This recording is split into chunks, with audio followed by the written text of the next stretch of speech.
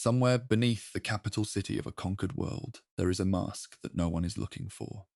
It is not lost. It is buried. There is a difference. Lost things are searched for.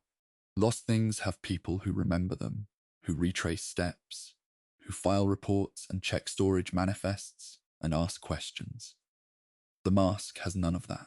The people who knew it existed are dead, or reassigned, or simply no longer in a position to care. The building above it has new occupants who have never heard the name of the man who wore it. The administrative notation on the updated floor plan says only, "Collapsed zone, do not enter." 4 meters of stone and durasteel between the surface and the mask. Complete darkness. The cortosis weave in its lining is intact. The old repair on the interior right cheek panel is still visible. A thin line of darker metal where a crack was filled, carefully, by hands that are long dead. On the outer left temple, a scratch, faint. Put there during a training exercise by a man whose name no one remembers, who held the mask for 3 weeks and thought nothing of it, and deeper than either of those, pressed into the material itself in a way that has nothing to do with physical damage. Something that any force-sensitive person who held this mask would feel without being able to explain. A density, a pressure. The residue of choices made by a man who wore it every day for 3 years, while he directed the deaths of thousands and told the galaxy he spoke for the Emperor himself. That man has been dead for 10 years. The mask is still here. This is the story of how it got there. It begins, as most things in the Sith Empire begin, with someone who needed something functional and paid a fair price for it. Dromund Kaas. 43rd year of the Sith Empire's reconsolidation. The storm above the capital had been moving through the same slow rotation for as long as anyone on the planet could remember. It never cleared. The lightning came in long branching lines through the red-grey clouds, and the people who lived beneath it had stopped looking up. It was simply the sky. It was simply Dromund Kaas. The workshop of Veth Kor sat in the lower level of a narrow building 3 streets east of the main armorer's quarter. No name on the sign outside, just the double triangle mark of his trade license, small and clean against the dark stone of the doorframe. Kor did not advertise. His work moved through the right channels on its own. He made functional things, not ceremonial pieces, not the decorated armor that Sith Lords commissioned when they wanted their rank visible in the metalwork. Not display items. Kor made equipment for people who needed protection and not attention. Line officers, field operatives, support personnel who occasionally found themselves in situations that required more than cloth and luck. He was not famous. He was reliable, which in his profession was worth more than fame. On the morning the commission arrived, Kor was nearly finished, with a shoulder guard for a logistics officer heading to a forward position near the Tingle Arm. Standard work. He was checking the seam line when the knock came. The man at the door was broad-shouldered and carried himself like someone accustomed to weight, armor weight, the weight of standing for long periods in poor conditions, the specific posture of a person who had learned not to shift his feet when uncomfortable. He had a scar along the left side of his jaw, old, fully healed, the kind that came from something that passed close enough to matter, but not close enough to finish. His name was Maret. He spoke without preamble. He needed face protection, functional, combat grade. Not a helmet, he had a helmet. What he needed was something for operations where the helmet was impractical, close work, fast situations. A face with no covering was a liability he had already paid for once. The scar was the payment record. He did not intend to make a second payment. Kor asked 2 questions.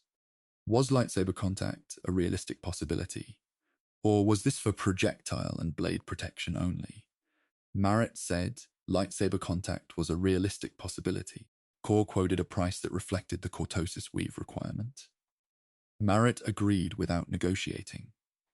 Men who needed cortosis weave rarely negotiated on it. They had already done the math on what it was worth before they walked in the door.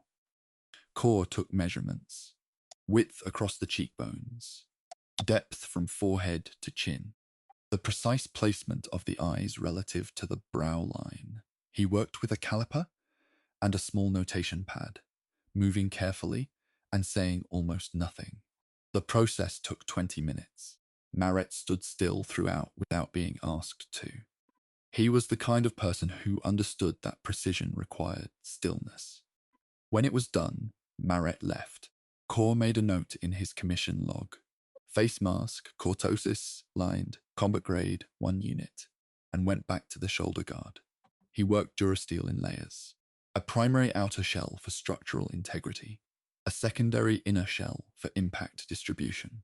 Between them, the cortosis weave, threaded by hand in diagonal cross patterns that followed the natural curves of the face, rather than running straight across.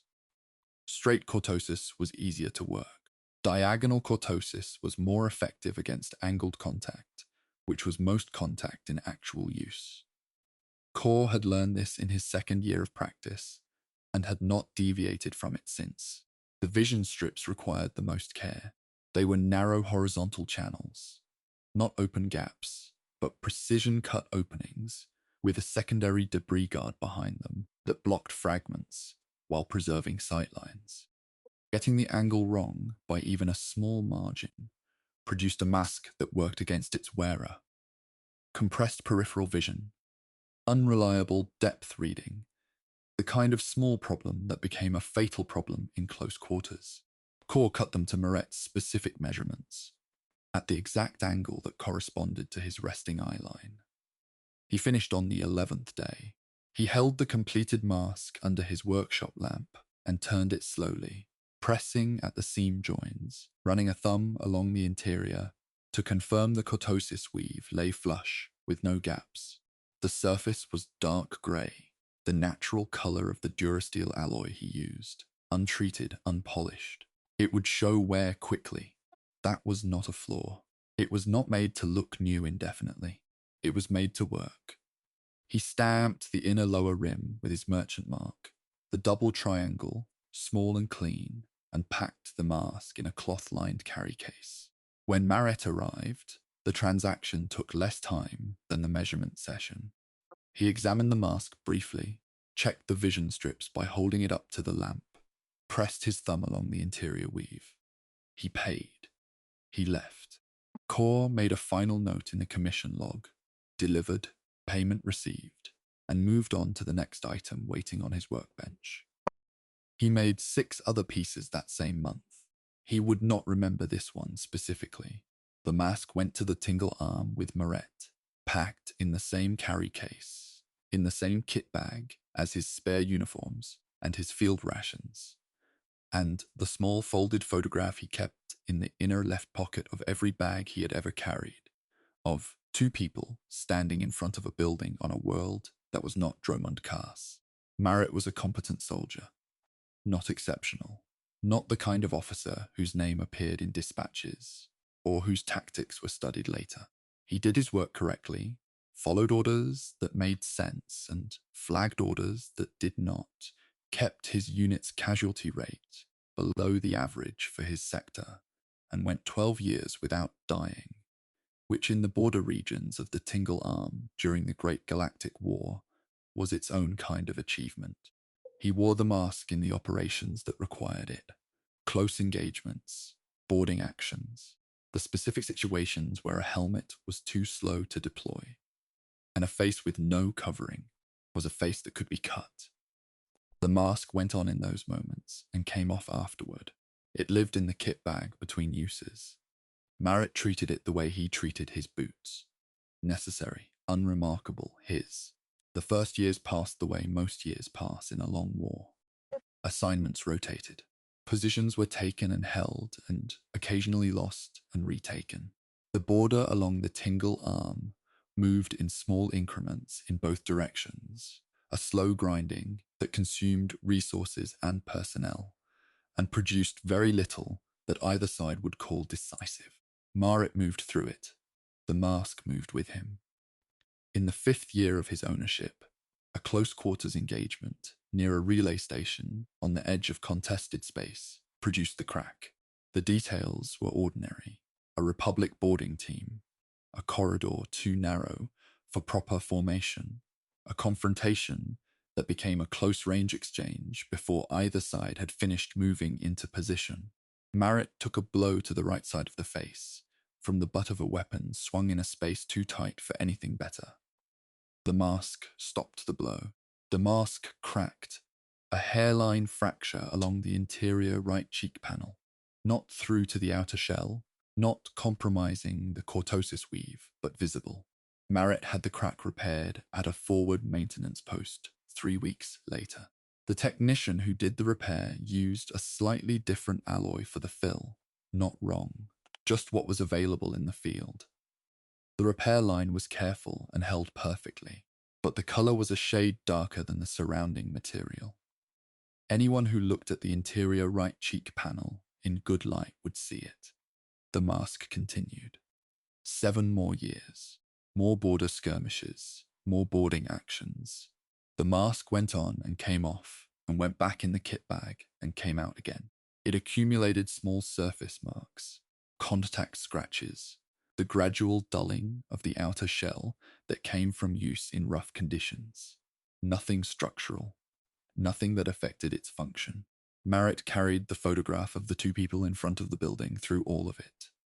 He never mentioned them to anyone. He died in the 12th year, not in a significant engagement, not in a battle anyone recorded for strategic analysis or historical reference. A border skirmish near a transit corridor that neither side particularly wanted.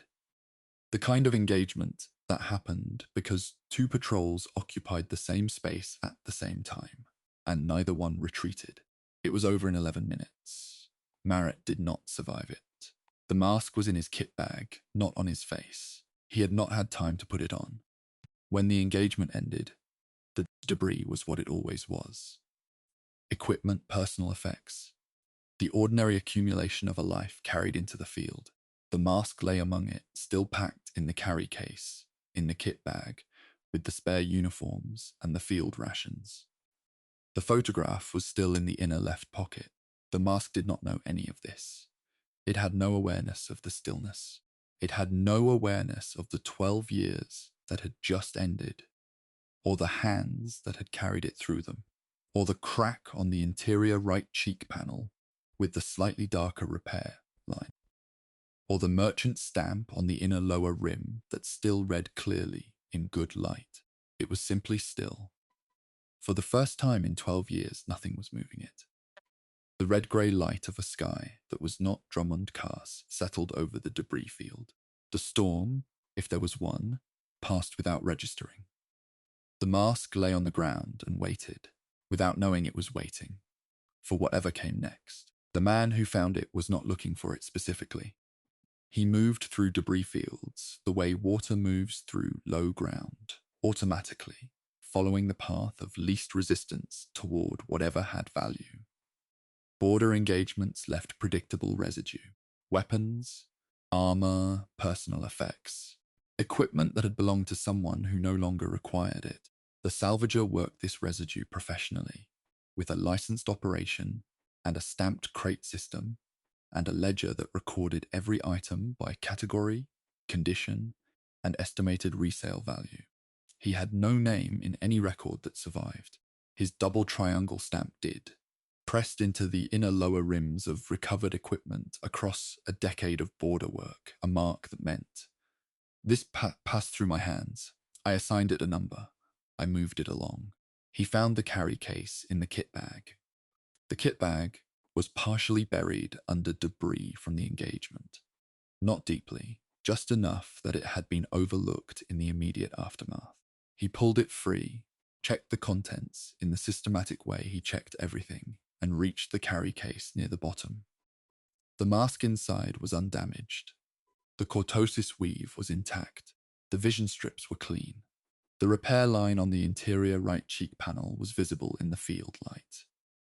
A slightly darker fill, careful work, old. He turned it over once, pressed his stamp into the inner lower rim, just beside the double triangle, already there from Kor's workshop. 2 marks now, where there had been one. He added the carry case to the crate, wrote one line in his ledger. Face protection, durasteel, cortosis lined, combat grade, 1 unit, minor interior repair visible, condition good, and moved to the next item in the debris field. The transaction took 4 minutes. What followed was not a journey in any meaningful sense. A journey implies direction, intention, a destination someone chose. What the mask experienced across the next decade was the opposite of that. A slow, administrative drift through the war's margins. From one holding point to the next, directed by contracts and ledger entries, and the particular bureaucratic gravity of the imperial supply chain. The first staging depot was on a transit platform, 3 systems from the engagement site. Crates arrived and were sorted. Items were recatalogued into the depot's own system. New numbers, new descriptions, new locations in a new ledger. The mask became line 847 in a manifest covering recovered battlefield equipment, category, personal armor, subcategory, face protection. The description matched what the salvager had written, almost exactly. Cortosis lined, combat grade, 1 unit, interior repair noted. It sat on a shelf in the depot's storage section for 7 weeks. The war moved around it. Not through it, not near it, simply around it the way a river moves around a stone that happens to be in its path. Dispatches passed through the depot, troop rotations, supply shipments heading toward active sectors. None of it touched the shelf where the carry case sat between a crate of decommissioned comm equipment and a rack of standard issue boots in various sizes. After 7 weeks, a redistribution order moved a batch of recovered equipment to a secondary depot deeper in Imperial-controlled space. The mask was in the batch. The second depot was larger, a permanent installation on a mid-sized orbital platform, processing recovered equipment from several border sectors simultaneously.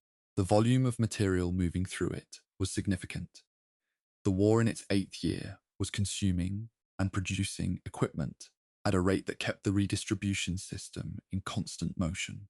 Items arrived, were assessed, were reassigned, or flagged for disposal, or held for specialist review. The carry case was assessed by a junior logistics officer who noted the cortosis weave and flagged it for the specialist review category. Not because she found it significant, but because protocol required specialist sign-off on cortosis equipment before redistribution. The specialist review added 3 weeks to the timeline. The specialist, a senior officer with a permanently distracted expression and a backlog of items requiring his attention, examined the carry case for approximately 6 minutes. He confirmed the cortosis weave was functional, noted the double triangle merchant stamp alongside the salvager's mark, and cleared it for general redistribution. His notation in the ledger read, "Cleared, no anomalies, redistribute via standard channel." The carry case went back on a shelf. 6 more weeks passed. A supply contractor with an Imperial license acquired a batch of cortosis equipment through the standard redistribution channel. The mask was part of the batch. It left the orbital platform in a cargo container alongside 11 other items. 2 shoulder guards, a partial chest plate, 3 sets of combat gauntlets, and various smaller pieces, and moved into the contractor's own distribution network. The contractor's network was slower than the military chain. It moved at the speed of profit, which was not the same as the speed of war. Nar Shaddaa smelled like recycled atmosphere and old machinery, and the loading dock where the cargo container sat for 4 months smelled like both of those things, amplified by proximity to a fuel processing facility 2 levels down. The delay was a contract dispute. The supply contractor had an agreement to deliver cortosis equipment to an Academy-affiliated buyer on Korriban, but the buyer had contested a previous invoice, and until the dispute was resolved through the appropriate arbitration channel, the shipment sat. 4 months. The loading dock was not climate controlled beyond the minimum required to prevent equipment degradation. The temperature cycled with the platform's ventilation system. Warmer during peak operational hours, cooler during the night cycle that the platform observed for biological crew comfort. The carry case absorbed these cycles without consequence. Durasteel and cortosis weave did not mind temperature variation. The old repair on the interior panel did not expand or contract in any meaningful way. The merchant stamps on the inner rim remained clear. Nar Shaddaa was, during those 4 months, doing what Nar Shaddaa always did, absorbing the consequences of a galaxy at war in the particular way that neutral adjacent worlds absorbed such things. Information moved through it. Credits moved through it. People who needed to disappear moved through it. The war was everywhere in the ways a smell is everywhere, not visible, but present in everything. The mask was in none of it. It was cargo, waiting for paperwork. When the arbitration resolved in the contractor's favor, the shipment moved within 48 hours. A freighter carried it from Nar Shaddaa toward the Estron sector, toward a world the rest of the galaxies had been told belonged to the Sith Empire again. A return that had taken centuries of preparation and a war to formalize. The destination was Korriban. The freighter crew did not discuss Korriban during the transit. This was not a policy anyone had stated. It was simply the kind of unspoken agreement that developed among people who made regular supply runs to a world where the atmosphere itself seemed to press back against visitors. The pilot filed the approach vector without comment. The cargo officer confirmed the delivery manifest without comment. The crew member assigned to monitor the cargo hold during transit sat in the small monitoring station near the bay doors and read a personal datapad and did not look at the containers more than necessary. The approach to Korriban took the freighter over the temple complex on the planet's surface. The academy structures built into and above the ancient stone, the tombs visible as darker openings in the valley walls below. From altitude, it looked like a world that had been used for a very long time. The cargo was offloaded at the academy's receiving dock, a functional, deliberately unimpressive facility at the base of the main structure, designed for supply deliveries and nothing else. An academy logistics officer checked the manifest against the shipment, confirmed the cortosis items were present and undamaged, and signed the transfer. The carry case went into the lower supply level. A junior staff member placed it in an equipment cache, a designated storage section in a long room 3 levels below the main training halls, where the academy kept supplies awaiting assignment. The cache held various armor pieces, training equipment, and recovered battlefield items of the type that the academy accumulated through standard procurement. The carry case sat between 2 crates of standard training gear. The staff member made one entry in the cache manifest: face protection, durasteel, cortosis lined, combat grade, 1 unit, minor interior repair visible.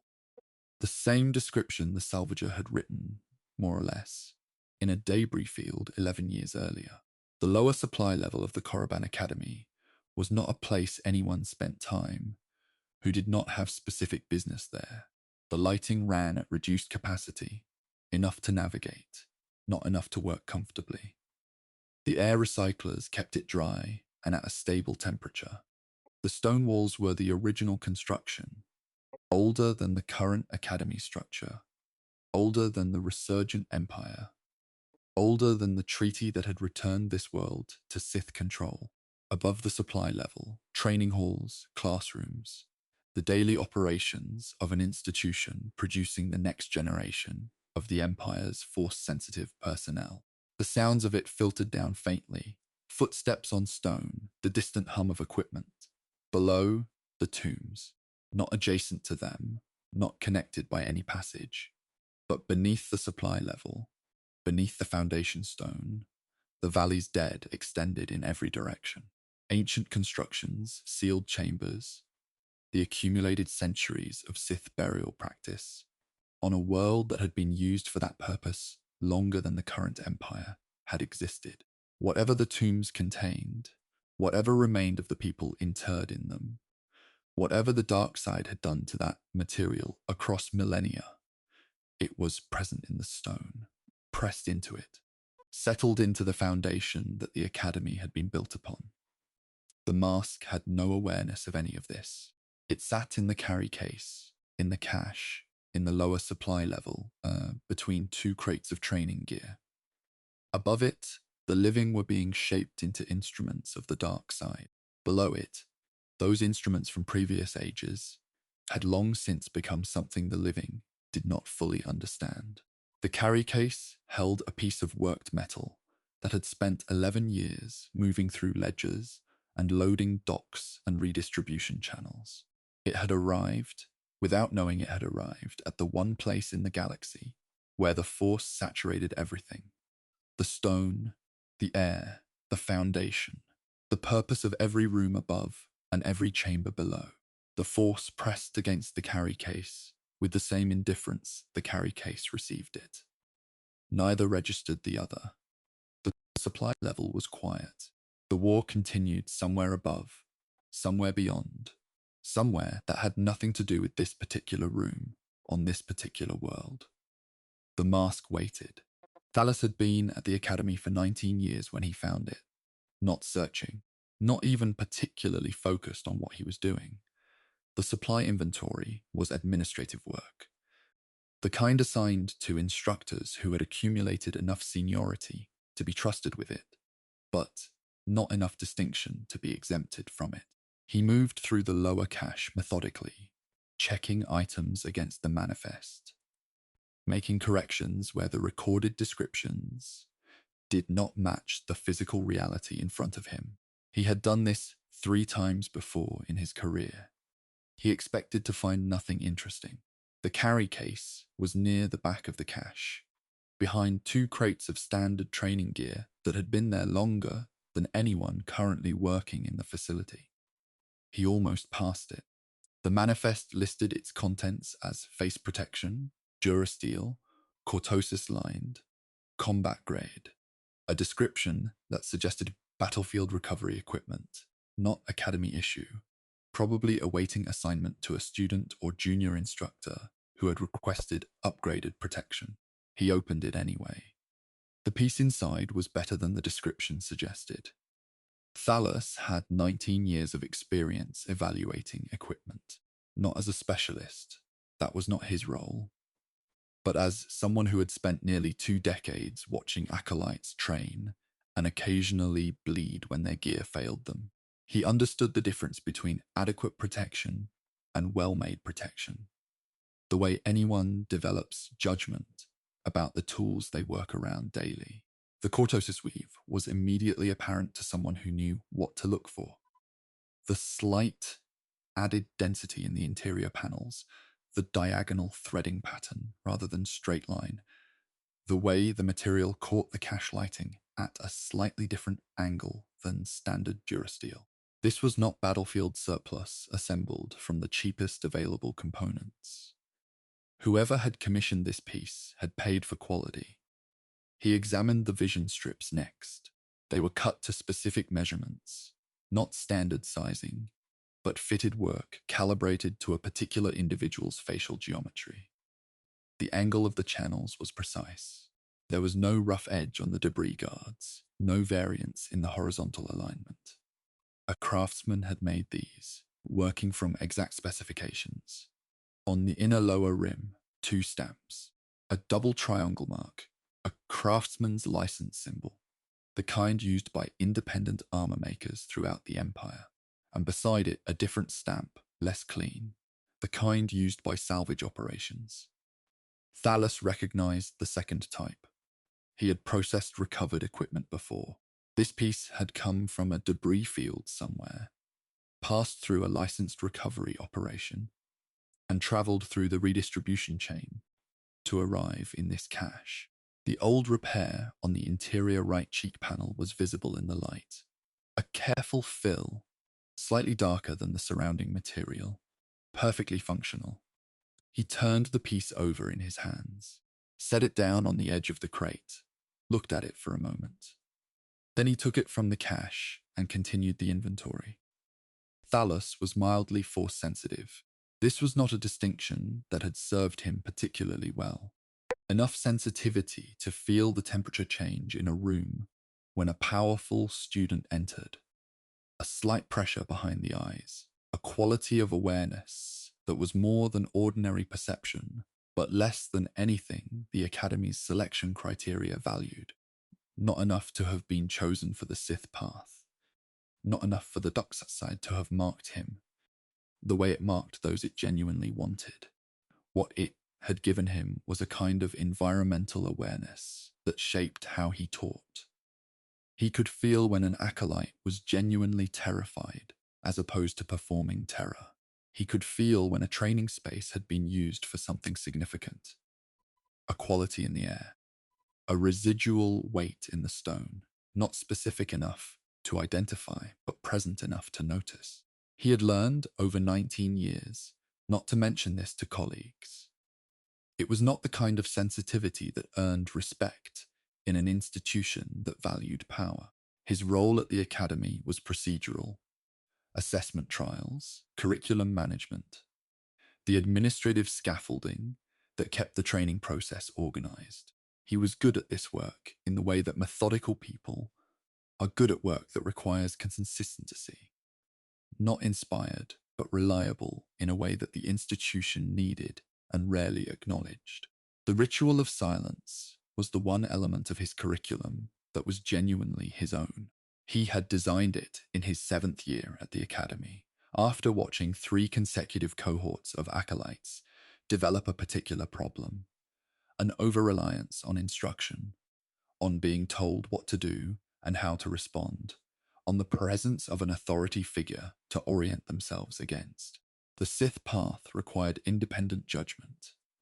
It required the capacity to move through uncertainty without external guidance. His standard training methods did not produce this. Something else was needed.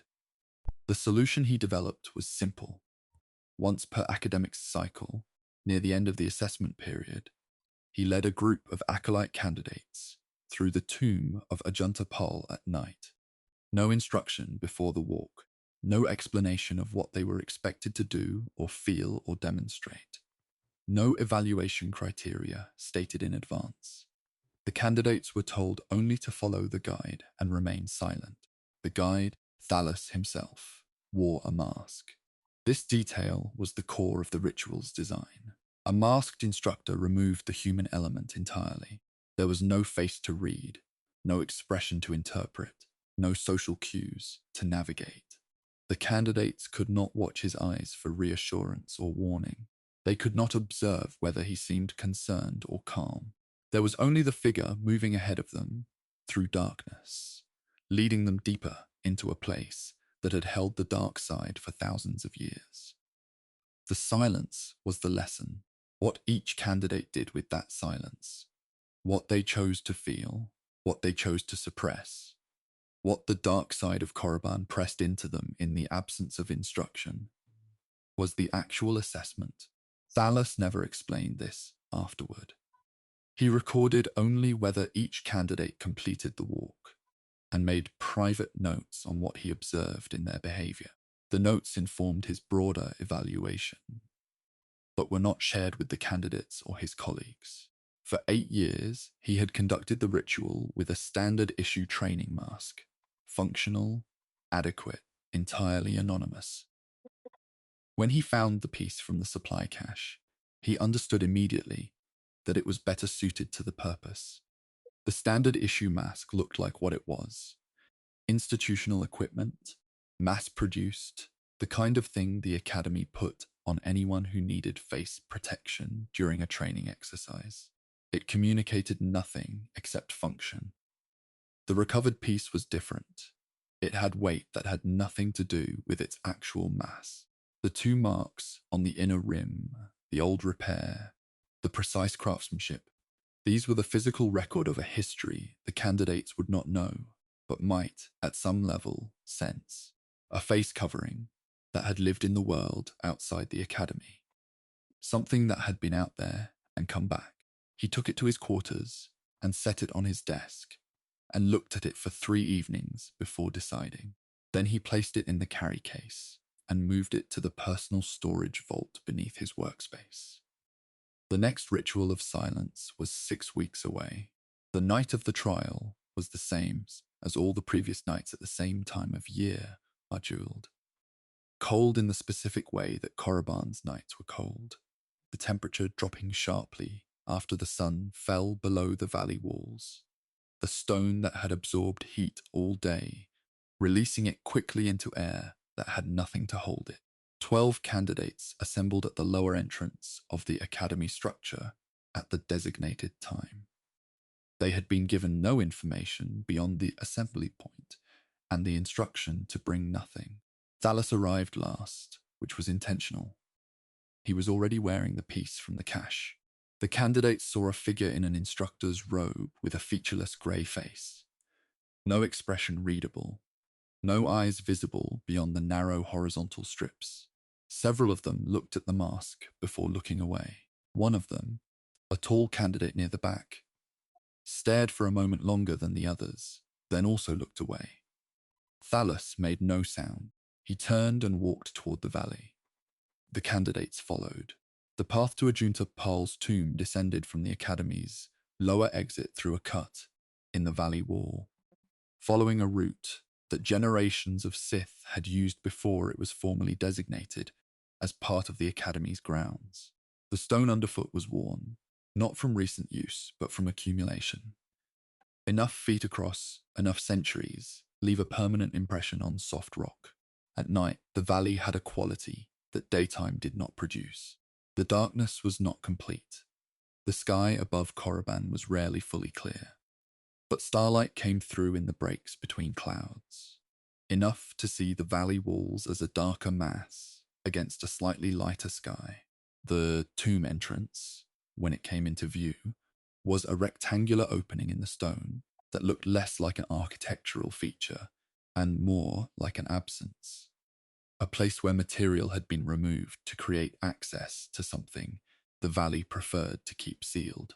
Thalus led the group through the entrance and into the passage beyond. The transition from open air to enclosed stone changed the quality of everything immediately. Sound compressed. The footsteps of 12 people behind him became audible in a way they had not been in the open valley. Not loud, but specific, each one distinct against the stone floor. The cold sharpened. The darkness deepened until the passage bent, and the entrance light disappeared, and they were entirely in the dark except for the single low lamp Thalus carried. He did not stop. He walked at a pace that required the candidates to move carefully but not slowly. Quick enough to force attention on footing, slow enough to prevent panic. The lamp threw shadows that the tomb's geometry complicated. Recesses and column bases and the debris of old offerings created a landscape of interrupted darkness. 3 minutes into the passage, something changed. It was not dramatic. Nothing visible shifted. No sound occurred. The quality of the dark ahead was the same as the quality of the dark behind. The temperature was stable. But Thalus became aware of the piece on his face, in a way he had not been since putting it on. It was a specific kind of awareness. The sense of something additional, some quality that the material was contributing to his experience that had not been there before entering the tomb. Not pressure, not discomfort. The closest description he could formulate, walking in silence through ancient stone, was that the piece felt more present than it had above ground. He had worn the standard issue training cover, in this same passage, 8 times, without anything comparable. The wall to his left, the north wall of the passage, the one that backed against the deep interior of the valley, had a quality that experienced visitors to the tomb would have recognized. The dark side pressed through it, not in the dramatic way described in the texts acolytes studied, but in the persistent, structural way that the dark side expressed itself on Korriban. everywhere, without friction, like heat from stone that had been warming since before recorded history. The piece on his face carried something that resonated with this. Not the same thing. Not dark side energy in the way the tomb walls contained it. Something quieter. The residue of 12 years of a soldier's daily use. The very ordinary weight of a functional object that had been close to a human being for a long time. And beneath that, almost imperceptible, the single wearing by Thalus himself the previous year during a brief test fit in his quarters. These were not mystical qualities, but in a place where the force pressed through the walls and the floor, and the air above the sealed burial chambers, even the ordinary accumulation of use left a trace. Thalus noticed it the way he noticed most things. Registered it, filed it, continued walking. Behind him, the 12 candidates moved through the dark without speaking. The ritual required 40 minutes from entrance to return. Thalus completed it. He led the group through the lower passage, past the sealed inner chamber where Ajuntapal himself rested, through the eastern gallery, where the stone floor was uneven from an old collapse, and back up toward the exit. When they emerged into the valley's open air, the cold was different, cleaner than the compressed cold inside, lighter. He stopped at the valley entrance and turned to face the candidates, said nothing, waited for 30 seconds, which in silence felt significantly longer. Then he walked back toward the academy without instruction. The candidates followed. No evaluation was announced. No discussion was initiated. The ritual ended the way it had begun, without explanation. In his quarters afterward, Thalus sat at his desk and wrote his private notes on each of the 12 candidates. He did this from memory, which was accurate, and added brief observations he had not included in previous years. 2 sentences at the end of the record that he had not planned to write until he found himself writing them. The piece from the cache has a quality I cannot account for. I will not use it again. He was not frightened. That distinction mattered to him. He was not frightened, and the piece had not threatened him, and nothing had occurred during the ritual that could be described as anomalous. But there was a principle he had maintained across 19 years of working in close proximity to objects and spaces that carried dark side resonance. He did not use things he could not fully account for. The piece from the cache fell into that category. He placed it back in the carry case, carried it to the storage vault beneath his workspace, set it on the shelf at the back, behind the instructional data pads and the formal robes he wore twice per year, and the small collection of objects he had accumulated over 2 decades that had no administrative category, but that he had not been able to discard. He closed the vault. The mask sat in complete darkness. For 8 years, Thalus lived his careful, unremarkable life above it. He conducted the ritual annually with the standard issue cover. He taught his curriculum. He completed his assessments. He attended the administrative meetings that his position required. His health declined gradually, as health does, and in his 27th year at the academy, he developed an illness that his body did not successfully resist. He died in his quarters on a night in early autumn, without drama, without anyone present. The vault beneath his workspace was sealed by academy protocol within 2 days. The contents were catalogued by an administrator who spent 40 minutes on the task and recorded everything accurately, in the way that administrative cataloguing is accurate. Every item noted, no item understood. The carry case was listed as personal storage, miscellaneous equipment, Durasteel face covering, 1 unit. The vault was marked sealed. The darkness inside it was complete. Above, the academy continued. Below, the tombs continued. The carry case sat between them, in the vault, in the dark, in the stone, on a world where the force pressed through everything without distinction. It had been still before, but not like this. Not for this long. Not in a place this saturated with what the living and the dead had left behind. The second great stillness had begun. The vault did not change, everything else did. That is the nature of sealed things. They hold their specific moment of closing, while the world outside accumulates years and damage and consequence. The carry case sat on its shelf in the same position Thalus had left it. The darkness inside the vault was the same darkness. The stone walls held the same temperature, the same quality of compressed silence that deep interior rooms develop when no one enters them. Outside the vault, the galaxy was being remade. The great galactic war in its middle years was not a thing of clean engagements and decisive victories. It was accumulation, pressure applied along hundreds of contested boundaries simultaneously. Resources consumed faster than either side could comfortably replace them.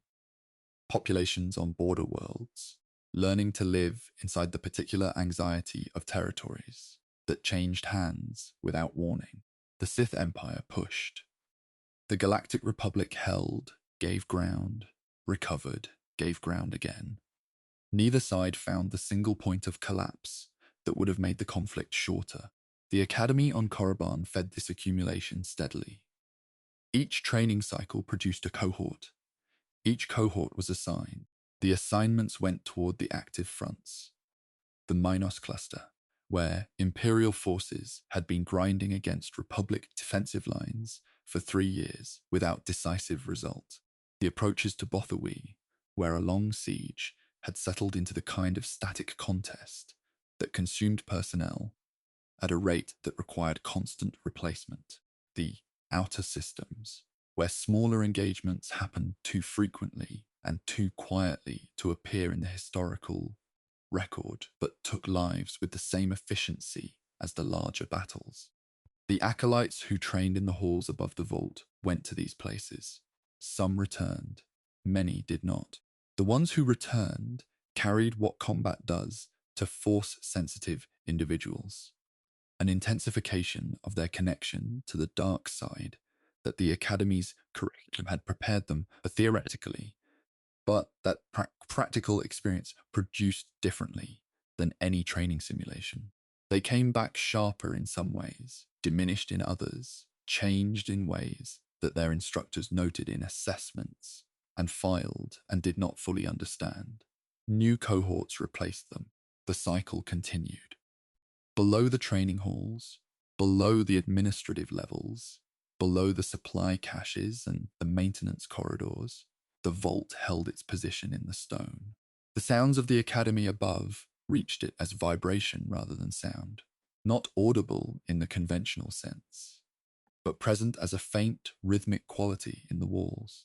Footsteps on the floors above, translated into the stone as something between sound and pressure. The activation of training sabers in the upper halls produced a slightly different quality.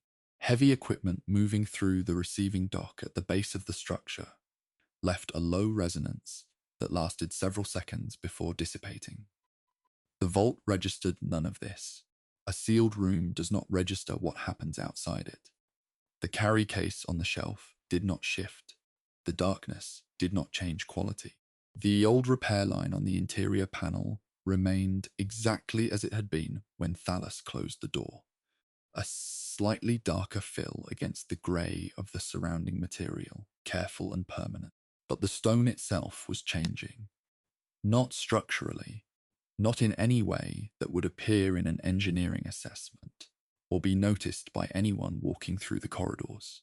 The change was in what the dark side does to places where it has been present for a long time and where it is being actively used nearby.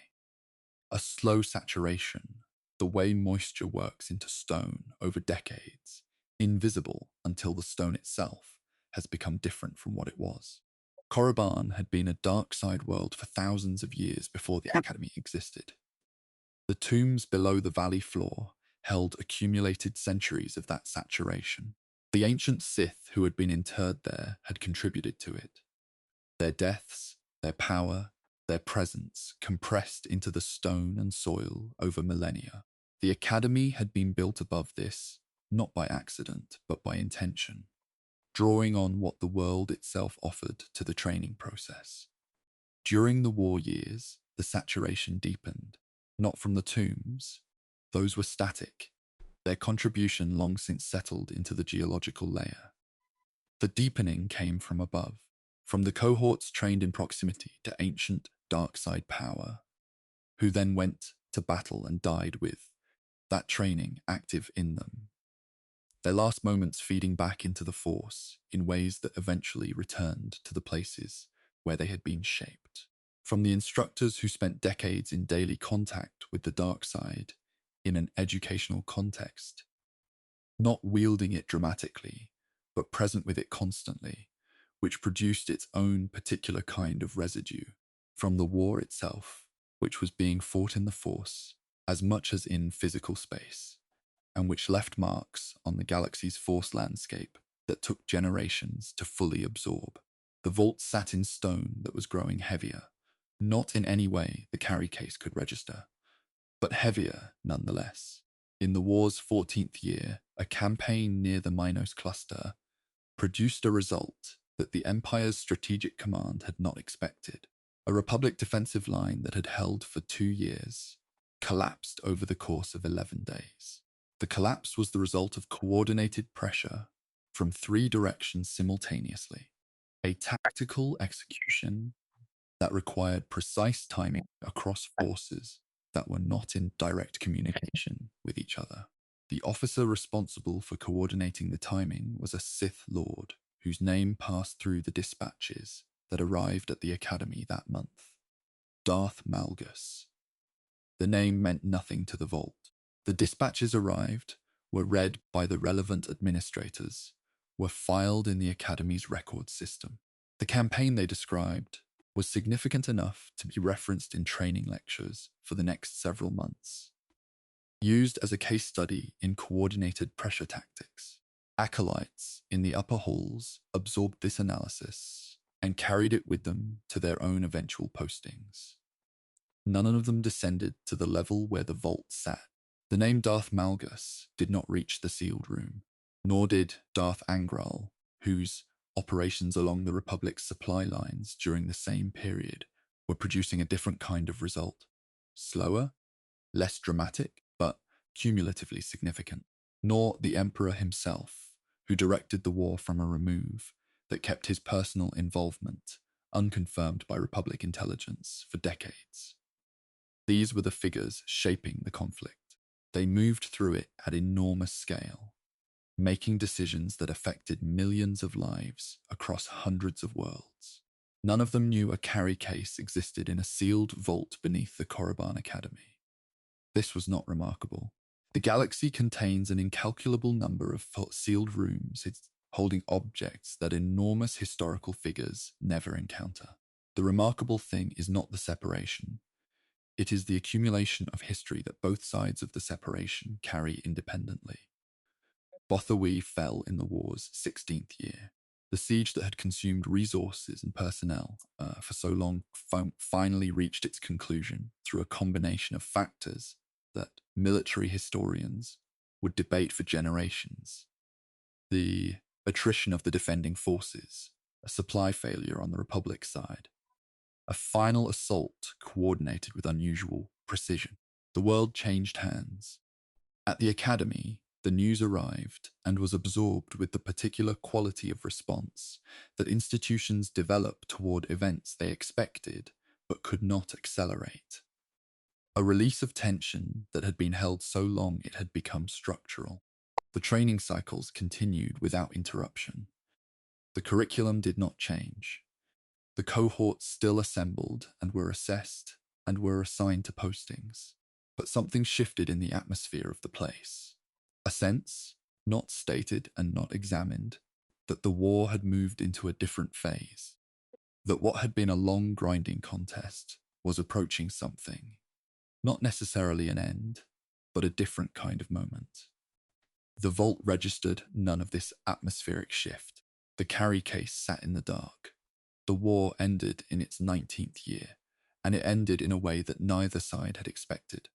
The sacking of Coruscant, the Sith Empire's assault on the Republic's capital world, was not a conventional military victory. It was a strategic forcing move, designed to bring the Republic to the negotiating table from a position of shock rather than genuine defeat. The assault on the Jedi Temple, the occupation of the Senate District, the images transmitted across Republic space of the Capitol burning, these produced exactly the psychological result the Empire intended. The Republic negotiated. The Treaty of Coruscant was signed. On paper, it formalized what the map had been showing for years. Sith territorial gains, Republic concessions, a boundary adjustment that acknowledged the Empire's military accomplishments. In practical terms, it was a ceasefire that both sides immediately began working around. Korriban was officially restored to Sith Empire sovereignty under the treaty's territorial provisions. A formality, given that the Academy had been operating there throughout the war, but a formality that carried political weight. The dispatches announcing the treaty reached the Academy within hours of the signing. The administrative response was immediate and procedural, updated operational protocols, revised supply chain arrangements reflecting the new political boundaries, a restructuring of posting assignments now that certain previously contested regions were formally Imperial territory. The training halls quieted, not because the work stopped, the work never stopped, but because the particular quality of urgency that a wartime institution carries had shifted. The cohorts still assembled, the curriculum continued, but the ambient pressure of active conflict, which had been present in the institution's atmosphere for 19 years, was gone. In its place, a different kind of tension. The kind that comes from a ceasefire that no one believes will hold. 3 weeks after the treaty was signed, the Academy's Administrative Council ordered a full audit of institutional resources. This was standard practice following a major political transition. A comprehensive accounting of what the institution held, what had been consumed during the war period, what required replacement or redistribution. The audit covered equipment stores, personnel records, facility assessments, and, as a separate but related process, the sealed personal vaults of deceased staff members whose contents had not been formally redistributed. There were 11 such vaults. Thalus's was the third on the list. The administrator assigned to the vault audits was a junior staff member named Baras. Methodical, thorough, entirely unremarkable, which made her well suited to the task. She worked through the first 2 vaults in a single morning and scheduled Thalus's for the following day. She did not know whose vault it was beyond the notation on her assignment sheet. Overseer Thalus, deceased year 7 of current administrative cycle. Vault sealed per protocol. Contents uncatalogued beyond initial entry. She had no particular feelings about it. It was a task on a list. The vault had been sealed for 8 years and 7 months. Inside it, in complete darkness, the carry case sat where Thalus had placed it. The stone around the vault was heavier than it had been when he sealed the door. Saturated more deeply, pressed down by the accumulated weight of 19 years of war, fought partly through this world, partly by people this world had trained, partly by the dark side that this world had been expressing into the Force for longer than the Empire had existed. The carry case held a piece of worked metal. The worked metal held 2 merchant stamps, an old repair, a scratch from a training exercise, and the faint, almost imperceptible Force impression left by a single night in a tomb. The vault held all of this, unchanged, while the galaxy had redesigned itself around it. Tomorrow, the door would open. Baras opened the vault at the 7th hour of the morning shift. She had a notation pad, a cataloging stylus, and the administrative list that told her what she was looking for. Any items of institutional value, any equipment requiring redistribution, any personal effects requiring disposal through the appropriate channel. She worked from left to right, which was how she worked through everything.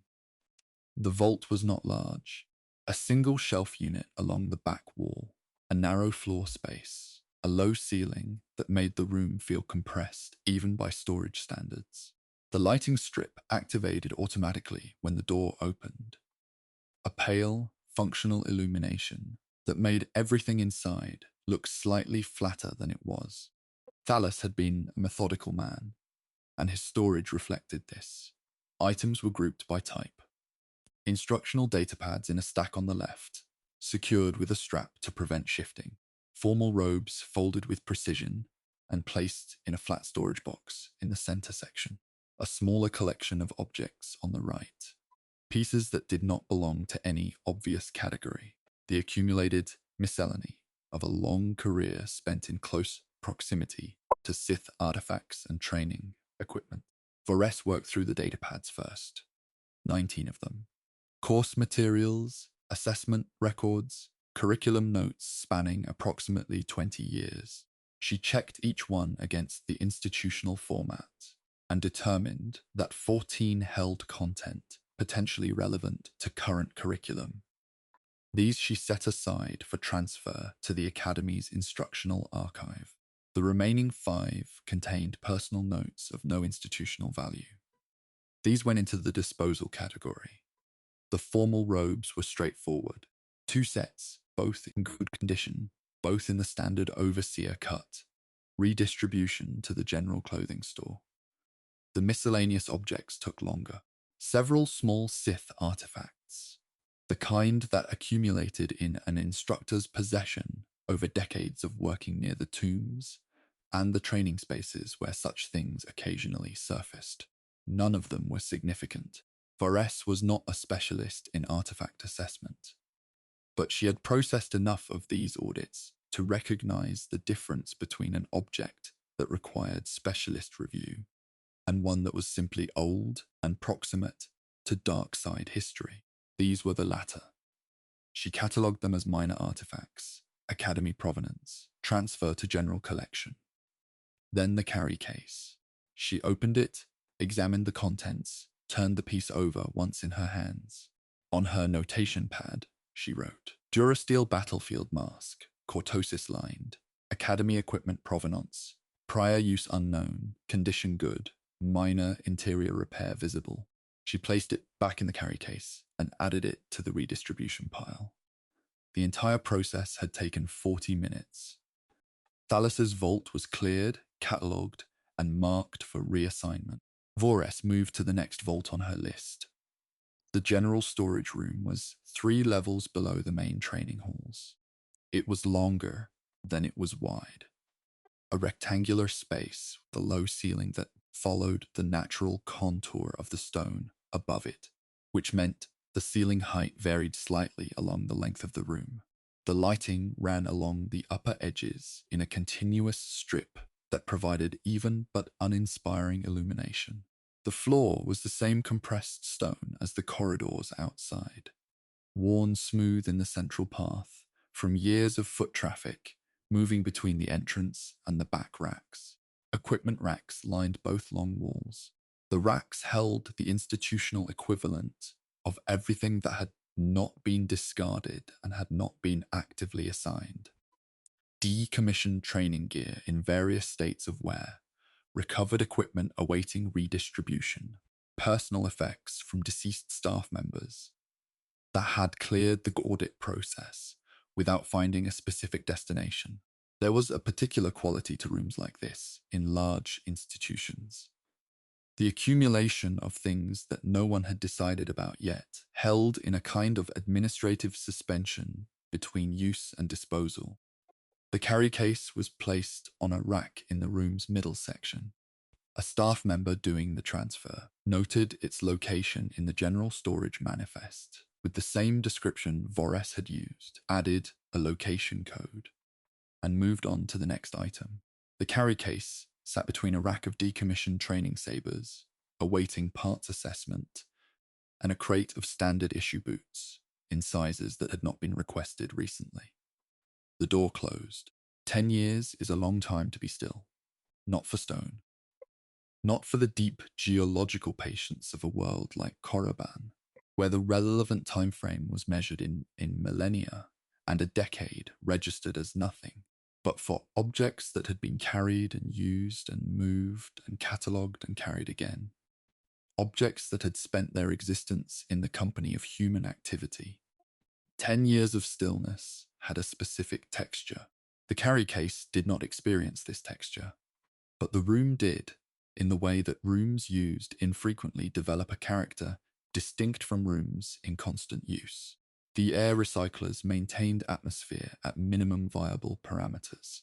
The temperature held steady in the way that deep interior spaces hold temperature, not because of active regulation, but because stone has thermal mass, and the variations of the surface world take a long time to reach this far down. The lighting activated when the door opened and deactivated when it closed, which meant it was off for the majority of any given day. The smell of the room was old metal and recycled air, and beneath both of those, the faint mineral quality of the stone itself. The particular scent that Korriban's deep rock carried, which was not identifiable as anything specific, but which anyone who had spent time in the Academy's lower levels would have recognized immediately. The sounds that reached the room came through the stone as vibration. Training exercises in the upper halls, the activation of practice sabers, produced a specific frequency that traveled well through dense material. Footsteps on the floors above, less specific but present. The Academy's maintenance systems, running on their automated schedules, occasionally produced sounds that moved through the building's infrastructure. These were not sounds in any conventional sense at this depth. They were the residue of sounds translated by stone into something that existed below the threshold of hearing. The carry case received none of this. The mask inside it was unchanged. Above the storage room, the Cold War settled into itself. The Treaty of Coruscant had created a boundary, geographic, political, psychological, that neither side formally intended to respect, while both sides formally claimed to respect it. The mechanisms of ceasefire existed. The conversations between Imperial and Republic representatives continued through the appropriate diplomatic channels. The language of peace was used by parties who were simultaneously preparing for its failure. Korriban had been formally ceded to the Empire under the treaty's territorial terms. This made the Academy's position administratively cleaner than it had been during the war years, when the institution's operations had continued on technically contested ground. The session was a formality that changed nothing about the Academy's daily function, but added a layer of legitimacy to its paperwork. The new cohorts trained under different conditions than their wartime predecessors. The urgency had shifted character. During the active conflict, the Academy had produced soldiers, force-sensitive personnel whose training was oriented toward the specific demands of battlefield command. The Cold War required something different. Political operatives, intelligence assets, Sith who could move through Republic space without triggering immediate confrontation, who could identify leverage points and apply pressure through methods that left no formal record. The curriculum adapted. The instructors who taught it adapted with it. The students who absorbed it were sharper in certain ways than the wartime cohorts, more careful, more aware of the distance between the stated version of a situation and its actual structure. The dark side they were being trained to use expressed itself differently in this context. Less fire, more patience. All of this happened 3 levels above the storage room. None of it reached the carry case. Items moved through the storage room at irregular intervals. A staff member arrived once every few weeks to retrieve something from the racks or add something new. These visits followed a pattern. The door opened, the lighting activated, footsteps moved along the central path to whatever specific location was relevant. The business was completed. The footsteps returned, the door closed, the lighting deactivated. The carry case was never the object of these visits. It sat on its rack and accumulated the institutional equivalent of forgetting, not being actively unknown, since it was in the manifest, but being present in a record that no one consulted without a specific reason, which meant it existed in a state of documented obscurity. Items nearby changed over time. The decommissioned training sabers to the left were eventually retrieved for parts assessment. Their absence left a gap on the rack that was filled within 2 months by a crate of outdated navigation equipment awaiting disposal authorization. The boots to the right remained for several years before being transferred to a supply depot serving a forward outpost that had requested standard issue footwear in bulk. New items arrived. Old items were retrieved or disposed of. The carry case remained. In the 5th year of its presence in the room, a water recycling line in the maintenance corridor outside developed a slow leak. The resulting moisture affected the corridor, but not the storage room. The door seal held, and the repair was completed within a week. The carry case had no awareness of the proximity of this event, but the maintenance record that noted the repair also noted the storage room's seal integrity as confirmed, which meant the manifest was briefly consulted in connection with the repair, and the carry case's entry was one of several items whose location was confirmed as secure. Its sole appearance in any record for a decade, a secondary confirmation in a maintenance log. Korriban changed around the storage room in ways that the storage room could not measure. The valley above was more active than it had been during the later war years. The Cold War's political demands required a higher volume of trained personnel, which meant the academy was processing more cohorts simultaneously, which meant the training halls above were in more frequent use. The dark side that the training process stirred up, the deliberate cultivation of controlled aggression, the force exercises that required students to reach toward the part of their sensitivity that the dark side occupied, accumulated in the building's atmosphere the way sound accumulates in a room designed to hold it. Below the storage room, the tombs were unchanged. Their contribution to Korriban's force character had been static for centuries, not because it had stopped, but because it had reached a kind of equilibrium, the saturation so complete that additional input had nowhere new to go. The ancient buried Sith were simply present, the way bedrock is present. Between the active training above and the ancient dead below, the storage room sat. The carry case sat in the storage room. The mask sat in the carry case.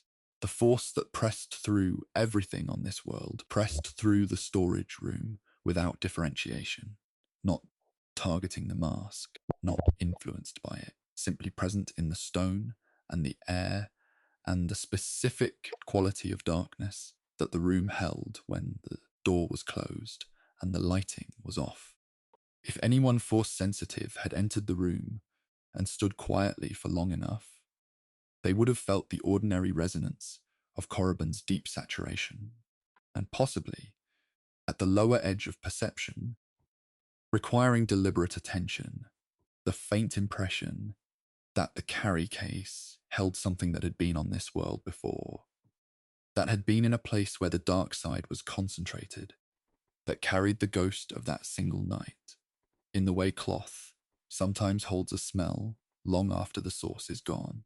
No one force sensitive entered the storage room with that quality of attention during those 10 years.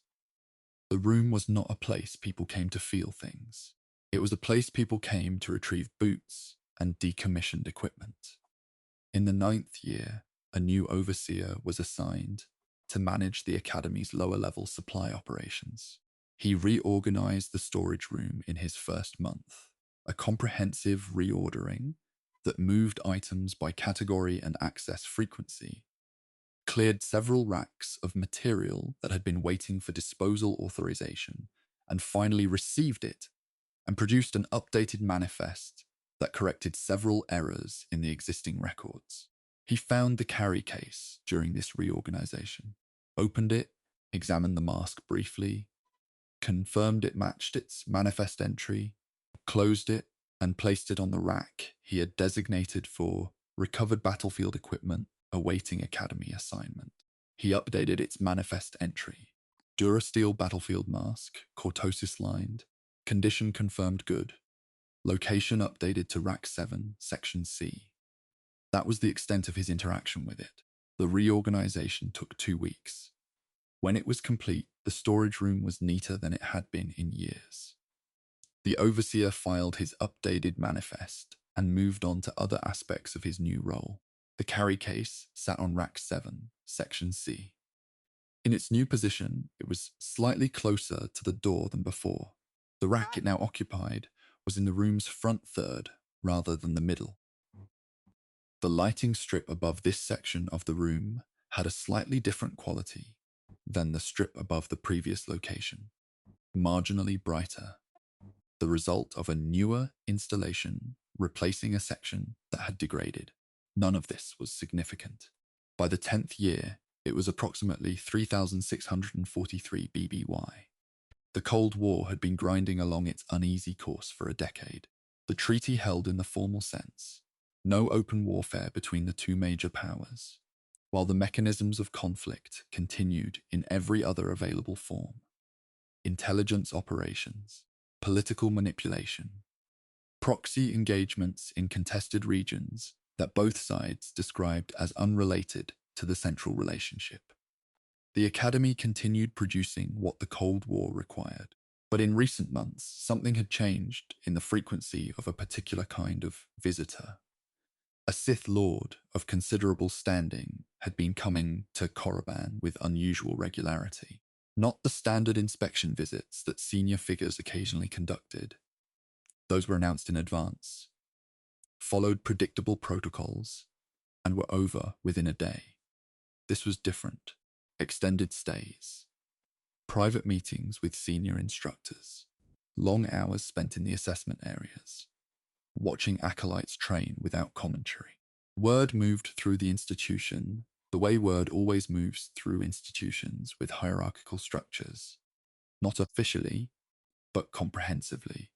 The staff knew he was here. The acolytes knew he was here. Nobody discussed it at volume. He had been seen in the lower levels. This was noted in particular because senior figures did not typically visit the lower levels. There was nothing in the supply caches, or the maintenance corridors, or the storage rooms that required a Sith Lord's personal attention. His presence below the main operational floors was unexplained. In the storage room on Rack 7, Section C, the carry case sat in the reduced lighting of the morning cycle. The lighting strip above it hummed at its normal frequency. The air recycler moved the same dry air through the same filtered system it had been running for years. At the far end of the corridor, outside the storage room, a sound, footsteps, deliberate, unhurried.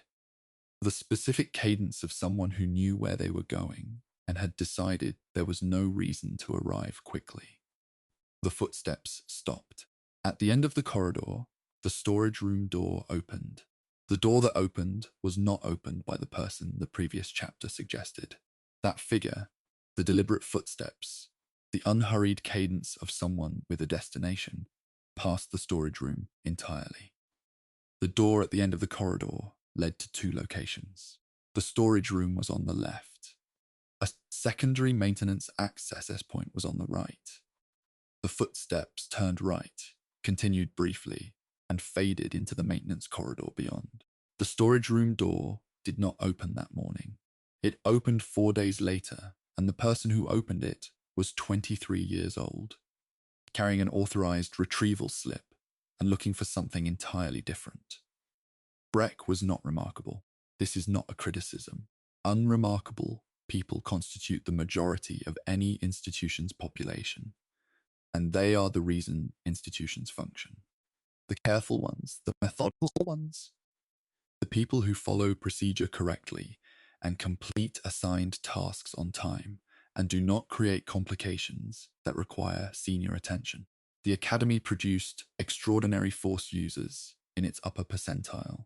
It also produced a much larger number of people like Breck, who were force sensitive enough to train, competent enough to pass, and ordinary enough that their names did not attach themselves to anything that history bothered to record.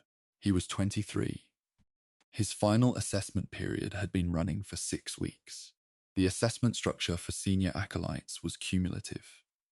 A series of exercises and evaluations conducted over approximately 2 months that built toward a final ranking. The ranking determined posting assignments. Better rankings produced better postings. Breck understood this clearly and had been approaching the final weeks with the particular focused anxiety of someone who was not in the top percentile, but was working hard enough to avoid the bottom. His current concern was practical. The intensive combat simulation sequence that occupied the final assessment period required face protection. Specifically, protection rated for contact with training sabers, which operated at reduced power but were still capable of causing significant burns at close range.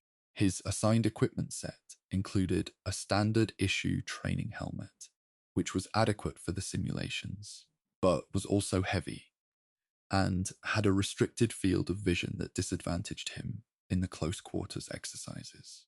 He had heard from another acolyte that the lower storage room sometimes held recovered battlefield equipment, pieces with better specifications than the institutional standard. The retrieval slip he carried authorized him to collect decommissioned training armor from the lower storage area. Technically, it covered training armor specifically. The authorization language was not explicit about what other categories of equipment he was permitted to examine.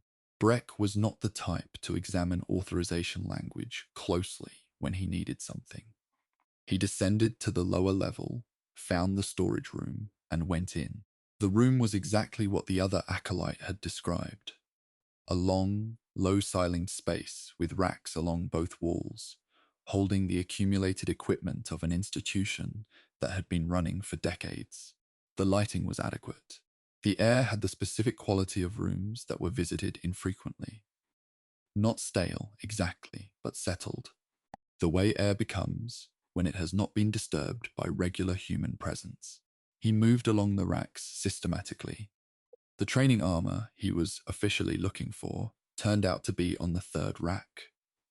2 sets of standard shoulder and chest protection that had been filed under decommissioned equipment, pending parts assessment. He checked both. One set was in acceptable condition.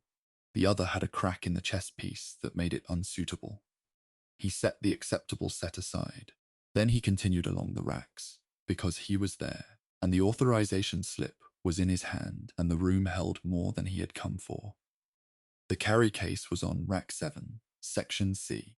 He opened it with the same casual examination he had applied to everything else. A quick check to determine if the contents were relevant. The mask inside stopped the quick check immediately. He lifted it from the case and turned it toward the lighting strip. The cortosis weave was visible to someone who knew what they were looking at, and Breck's training had included enough equipment assessment to recognize it.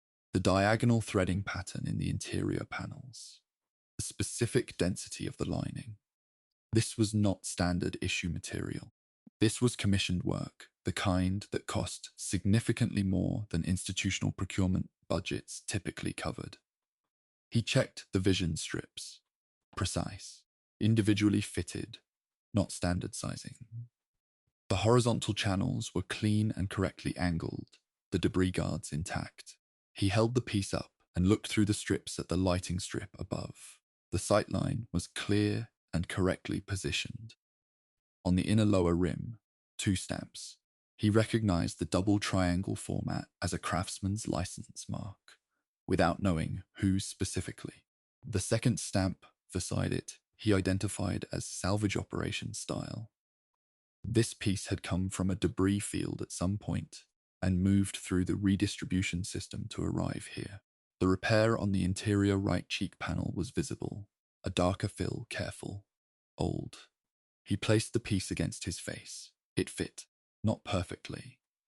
It had been made for someone with a slightly wider jaw, but well enough that the vision strips sat correctly and the weight distributed evenly across the cheekbones. The cortosis-lined interior pressed against his face with the particular quality of well-fitted protection.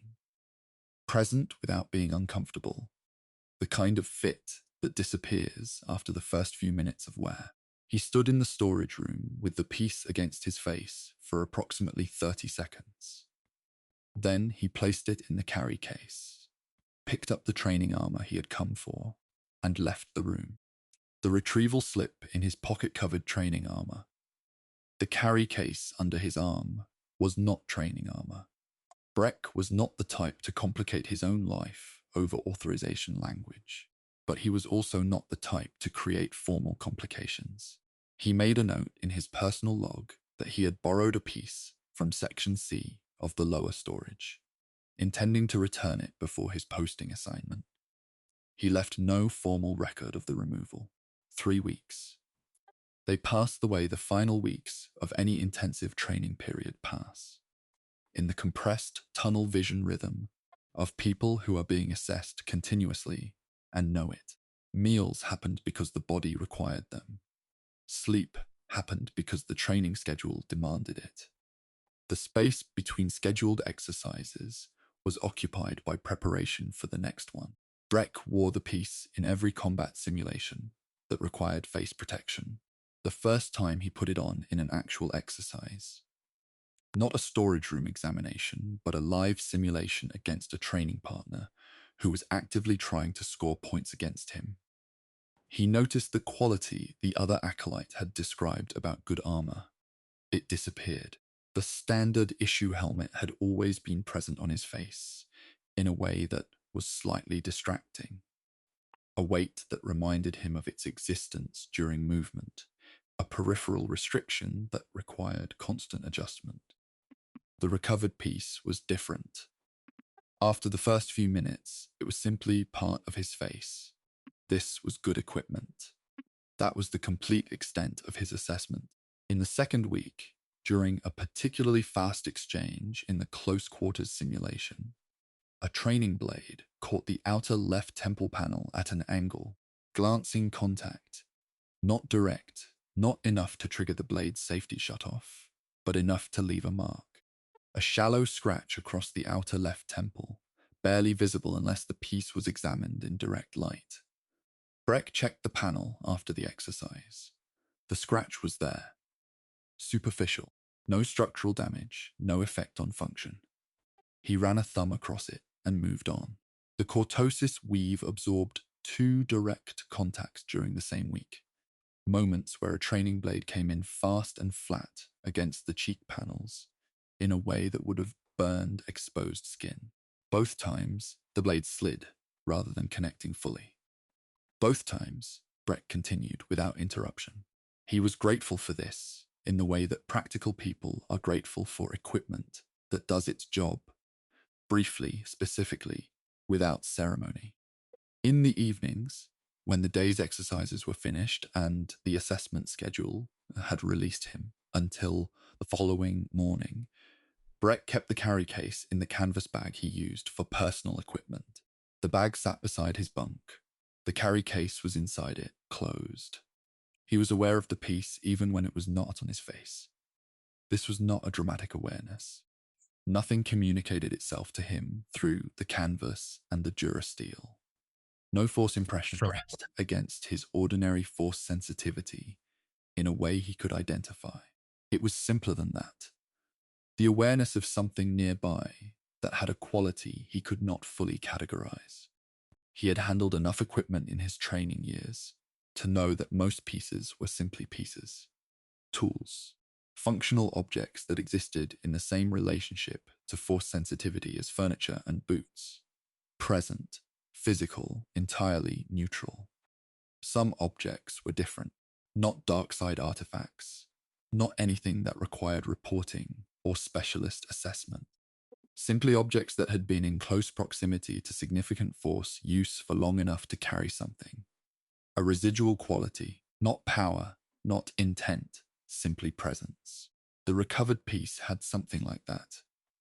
He noticed it on the third day and filed it under cannot name, not relevant to current objectives. Breck was not a curious person in the investigative sense. He was curious in the practical sense. He wanted to understand things that were directly useful to him, and he had no appetite for questions that did not have applicable answers. The quality he sensed in the piece did not have an applicable answer. It did not improve his performance in the simulations. It did not create risk. It was simply there, the way a sound at the edge of hearing is there, present enough to register, not significant enough to pursue. He did not pursue it. He slept in the standard academy bunk with the canvas bag beside him, and trained the next day, and ate in the refectory and trained again. This was his life for 3 weeks. He did not think about where the piece had been before the storage room. He did not think about the 2 stamps on the inner lower rim, or the old repair, or the soldier who had worn it in border engagements for 12 years before dying in a debris field. He did not think about the instructor who had worn it once in a tomb and locked it away because it felt like something he was not authorized to use. He thought about his assessment ranking. He thought about which posting assignments were preferable and how his current performance positioned him relative to the cohort. He thought about practical things, which was what he was. The final assessment concluded on a morning in the 3rd week. Rankings were posted through the standard channel, a notification in each acolyte's institutional account, available from the morning shift start. Breck checked his before the first meal. His ranking placed him in the middle tier of the cohort.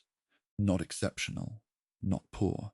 The posting assignments attached to his ranking were outer systems positions, functional roles. The kind that involved managing small teams in regions that were politically stable enough to not require high-ranking personnel, but active enough to require someone competent. Standard rotation. Expected. He accepted the assignment through the appropriate channel. Then he picked up the carry case. He had not forgotten that it was not his. He had known from the first day that returning it before departure was necessary, not for ethical reasons particularly, but for practical ones. Leaving an unauthorized removal in the manifest when his name was attached to a specific storage room visit was the kind of small complication that occasionally became a larger one. He did not want complications. He carried the case back to the lower storage room, replaced it on rack 7, section C, where it had been, closed the rack, left the room.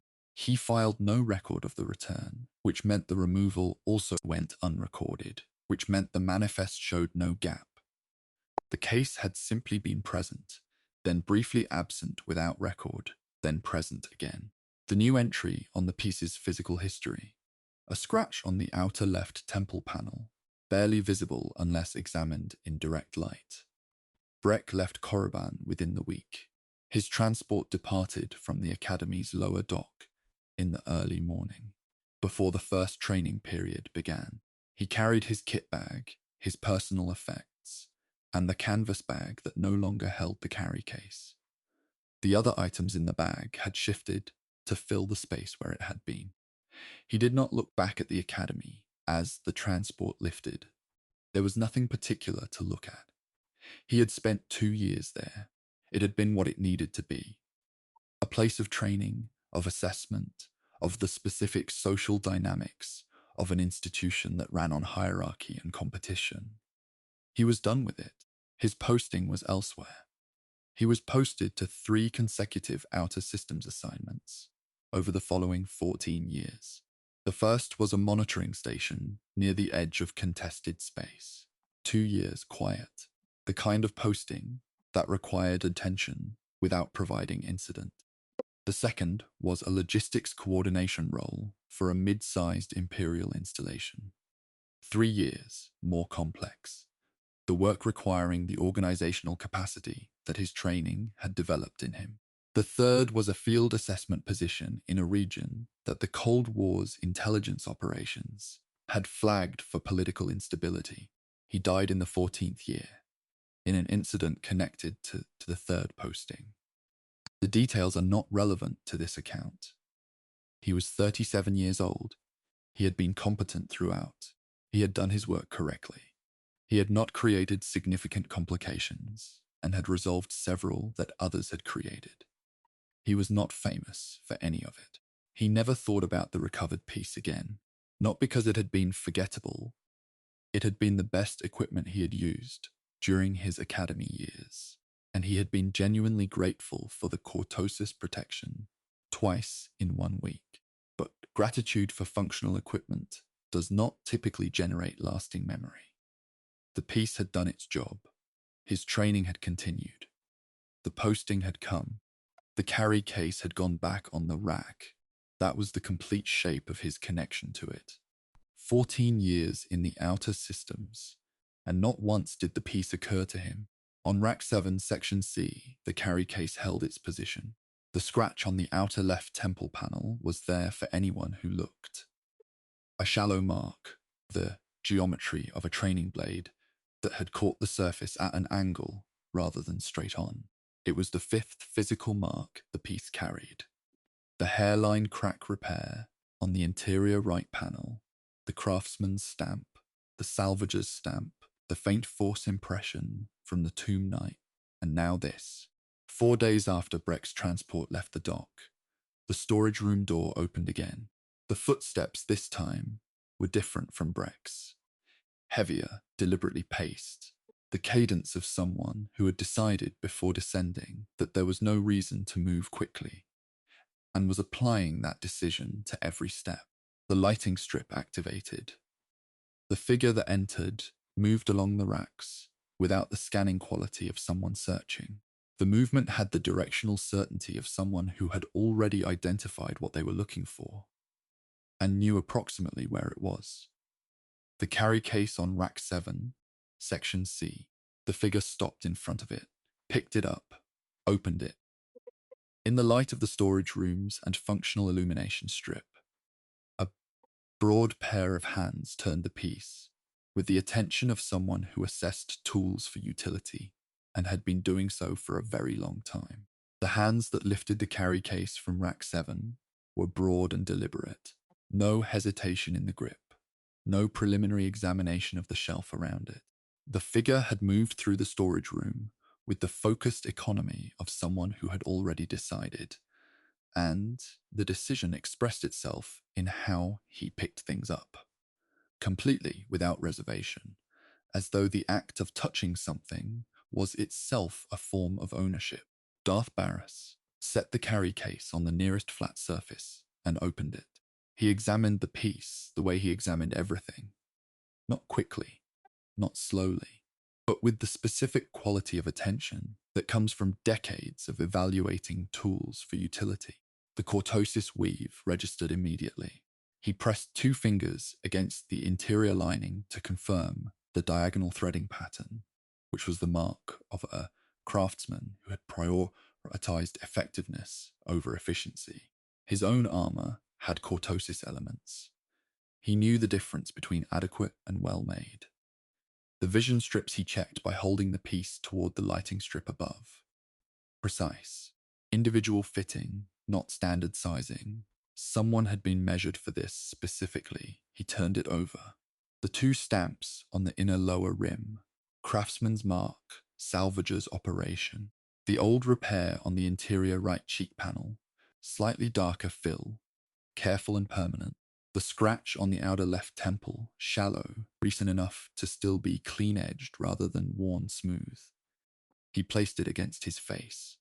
The fit was close, but not exact. The original measurements had been taken for someone with a narrower jaw. The vision strips sat fractionally low.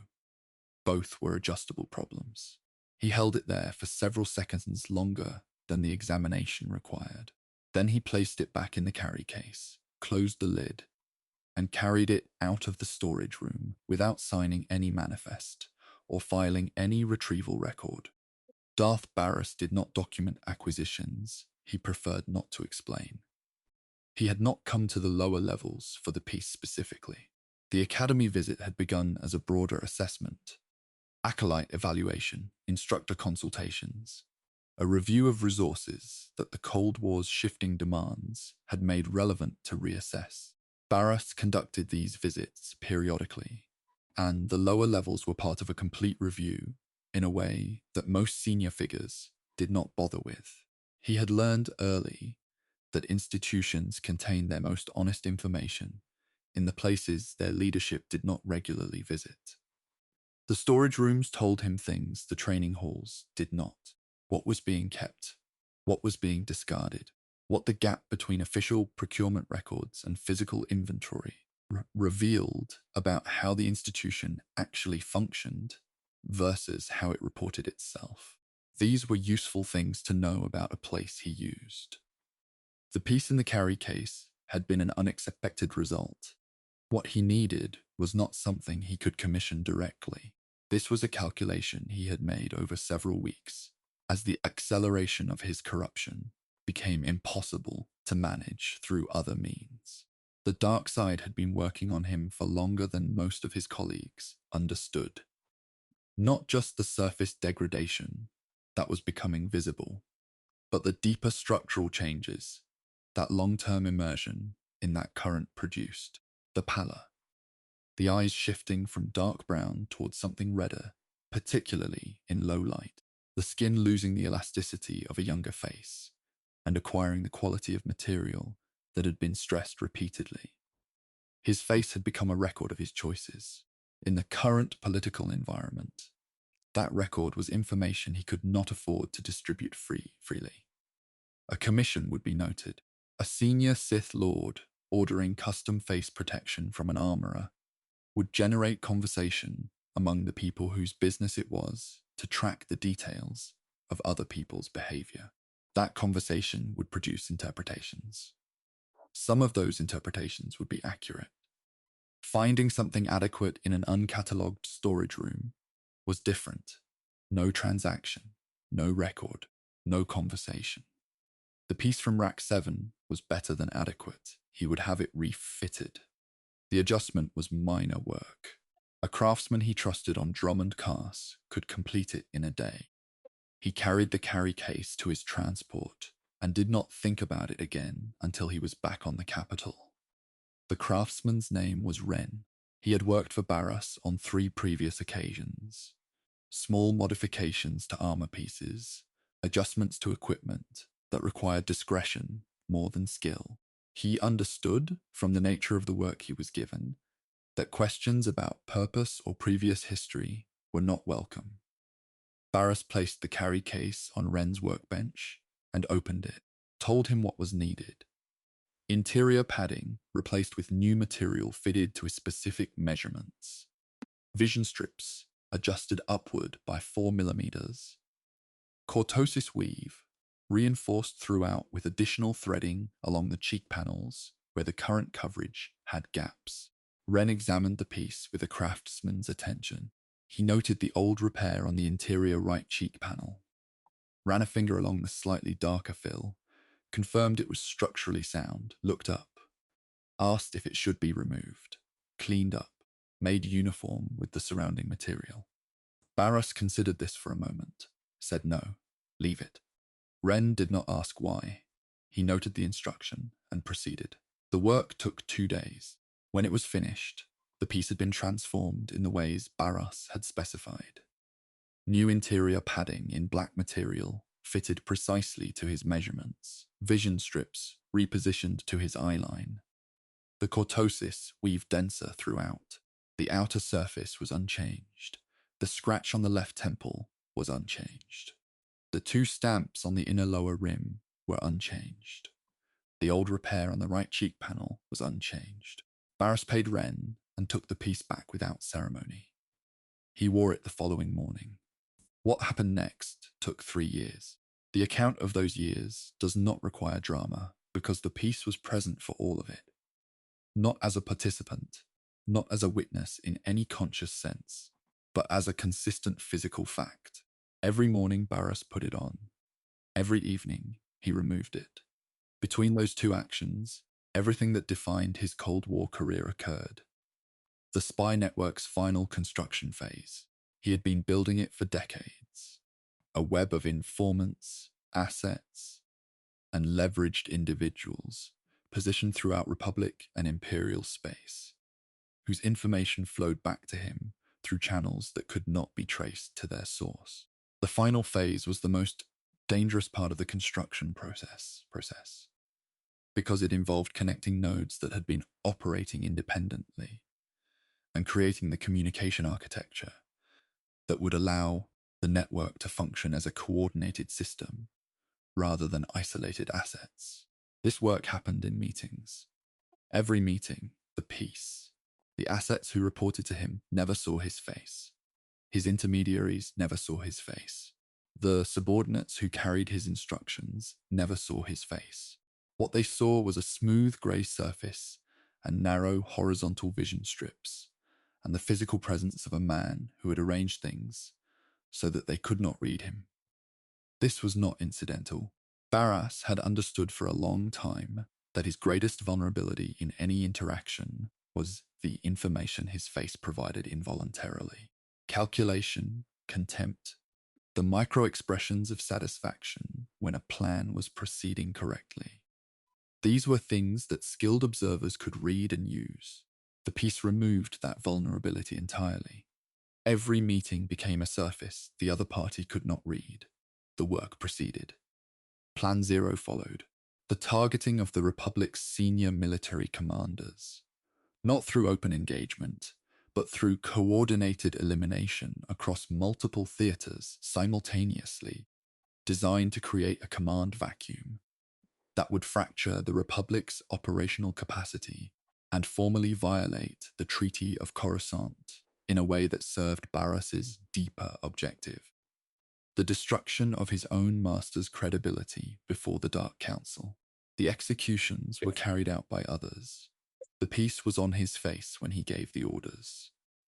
It was on his face when the reports came back, confirming completion. It was on his face when he attended the Dark Council session, in which Darth Vengean's position became untenable, and the path to Baras's own seat on that body became clear. A specific night requires specific attention. 3641 BBY. The Drummond Cast Spire, Sublevel 4, a chamber that Baras maintained for private consultations. Small, no windows. A single entrance with a manual seal that could be engaged from inside. He used it for meetings he preferred, did not appear in any schedule. 3 men were brought to that chamber across the course of one evening. They were members of his spy network, not peripheral assets, central ones, positioned close enough to the network's actual architecture to have begun understanding what they were part of. Understanding that was not authorized. Understanding that, if it continued developing, would produce individuals who held information they had not been intended to hold. The first arrived at the 2nd hour of the evening shift. The door was sealed. Baras was wearing the piece. The second arrived at the 4th hour. The third at the 6th. Each time, the door was sealed from inside before the meeting began. None of the 3 departed through it afterward. No record of the meetings exists in any archive. No report was filed. No disposal instructions were given to any subordinate, which meant the arrangements that followed were handled by Baras directly, which meant there were no witnesses to the arrangements either. The piece was on his face throughout the entire evening. This is stated once. It is not returned to. The years that followed the network's completion had a different quality than the years of construction. Construction requires attention distributed across 1,000 details, the maintenance of dozens of parallel deceptions, the constant management of assets who each believed their relationship with Baras was different from what it actually was.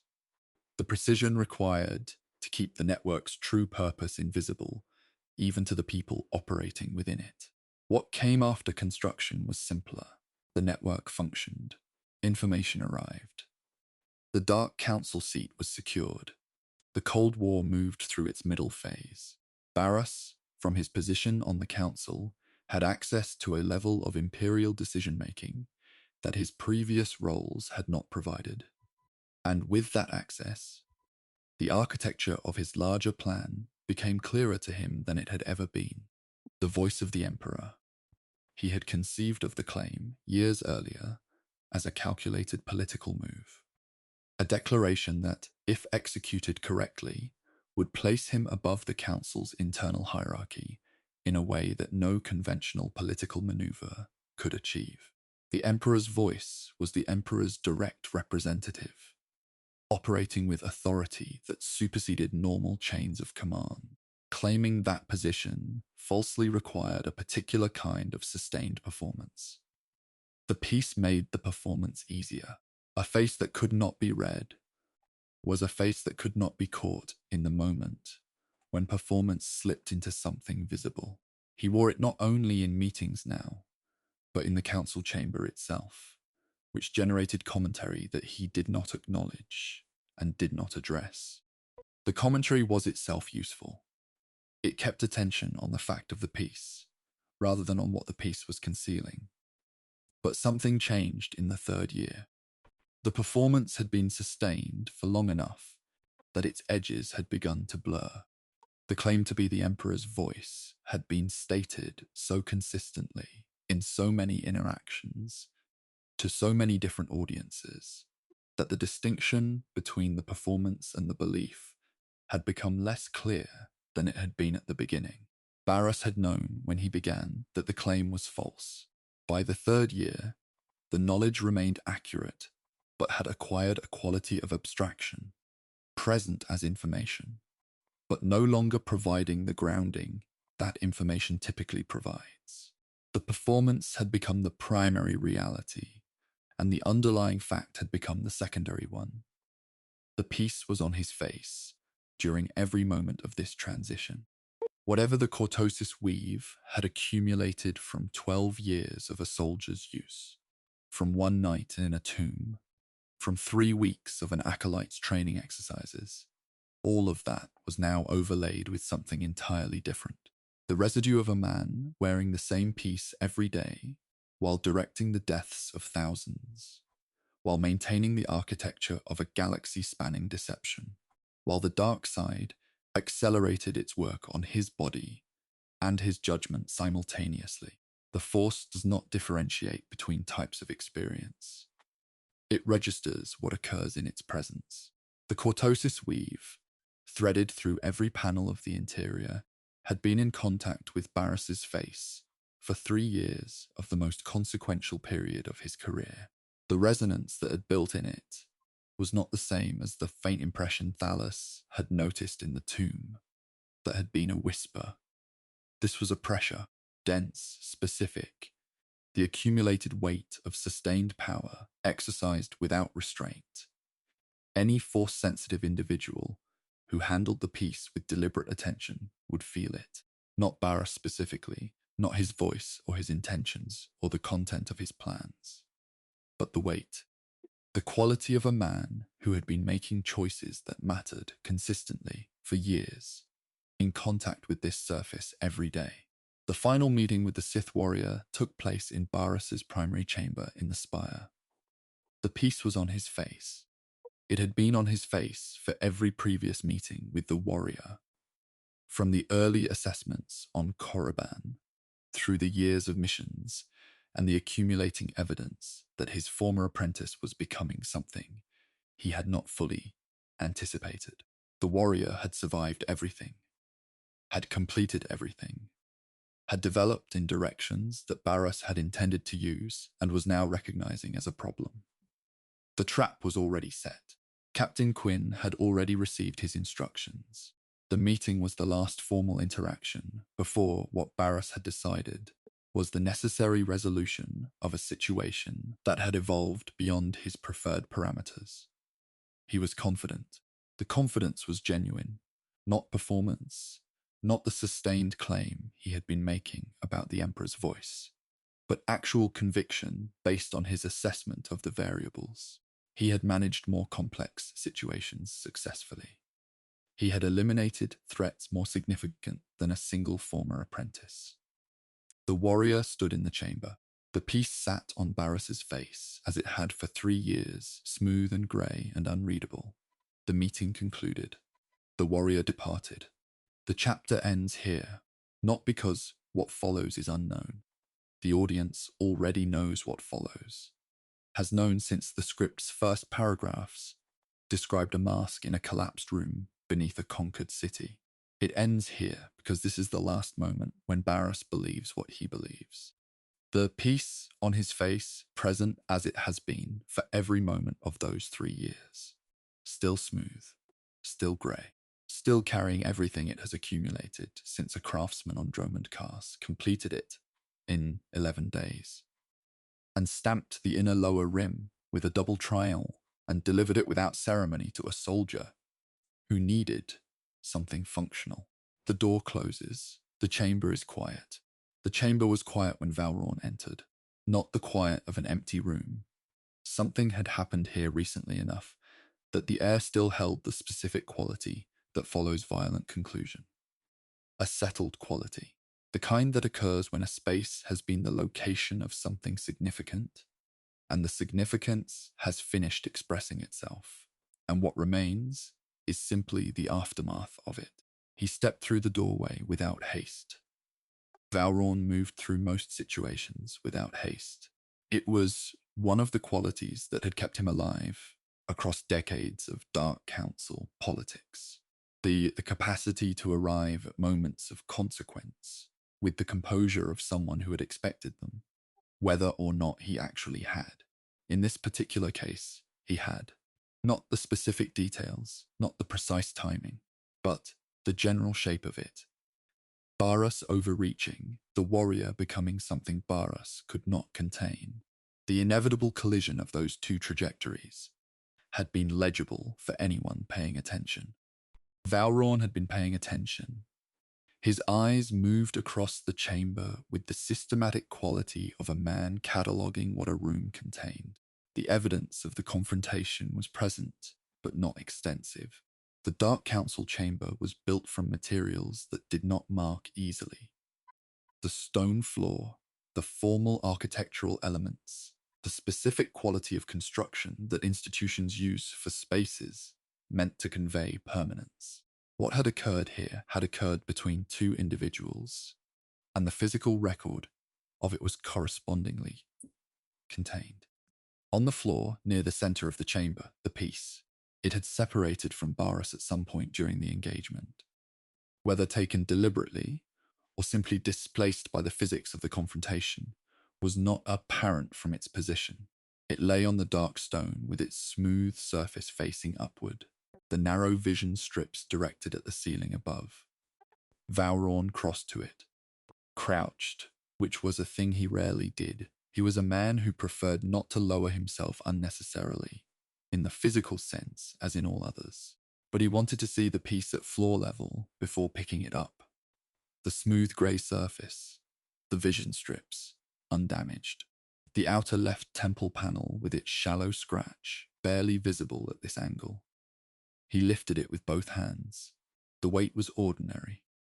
Durasteel and cortosis weave combined to produce something heavier than standard armor, but not dramatically so. A practical weight, the kind that distributed correctly across the palms.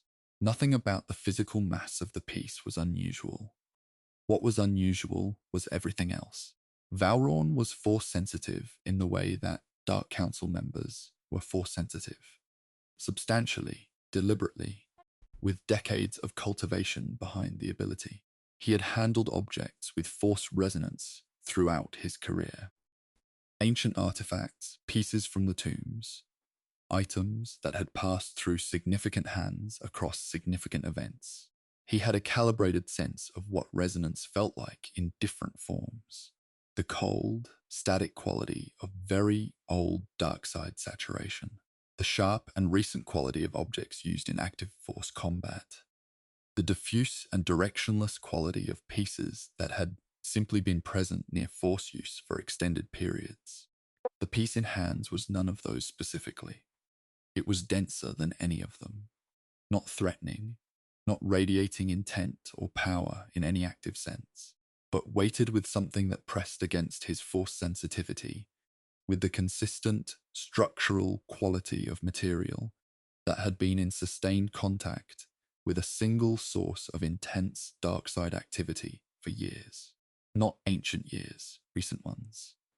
The impression was too sharp to be old. Whatever had saturated the cortosis weave had done so in living memory, and had done so comprehensively. He held it for approximately 20 seconds, set it back down on the stone floor, stewed. The density he had felt was not something he wanted in his immediate environment. This was not fear.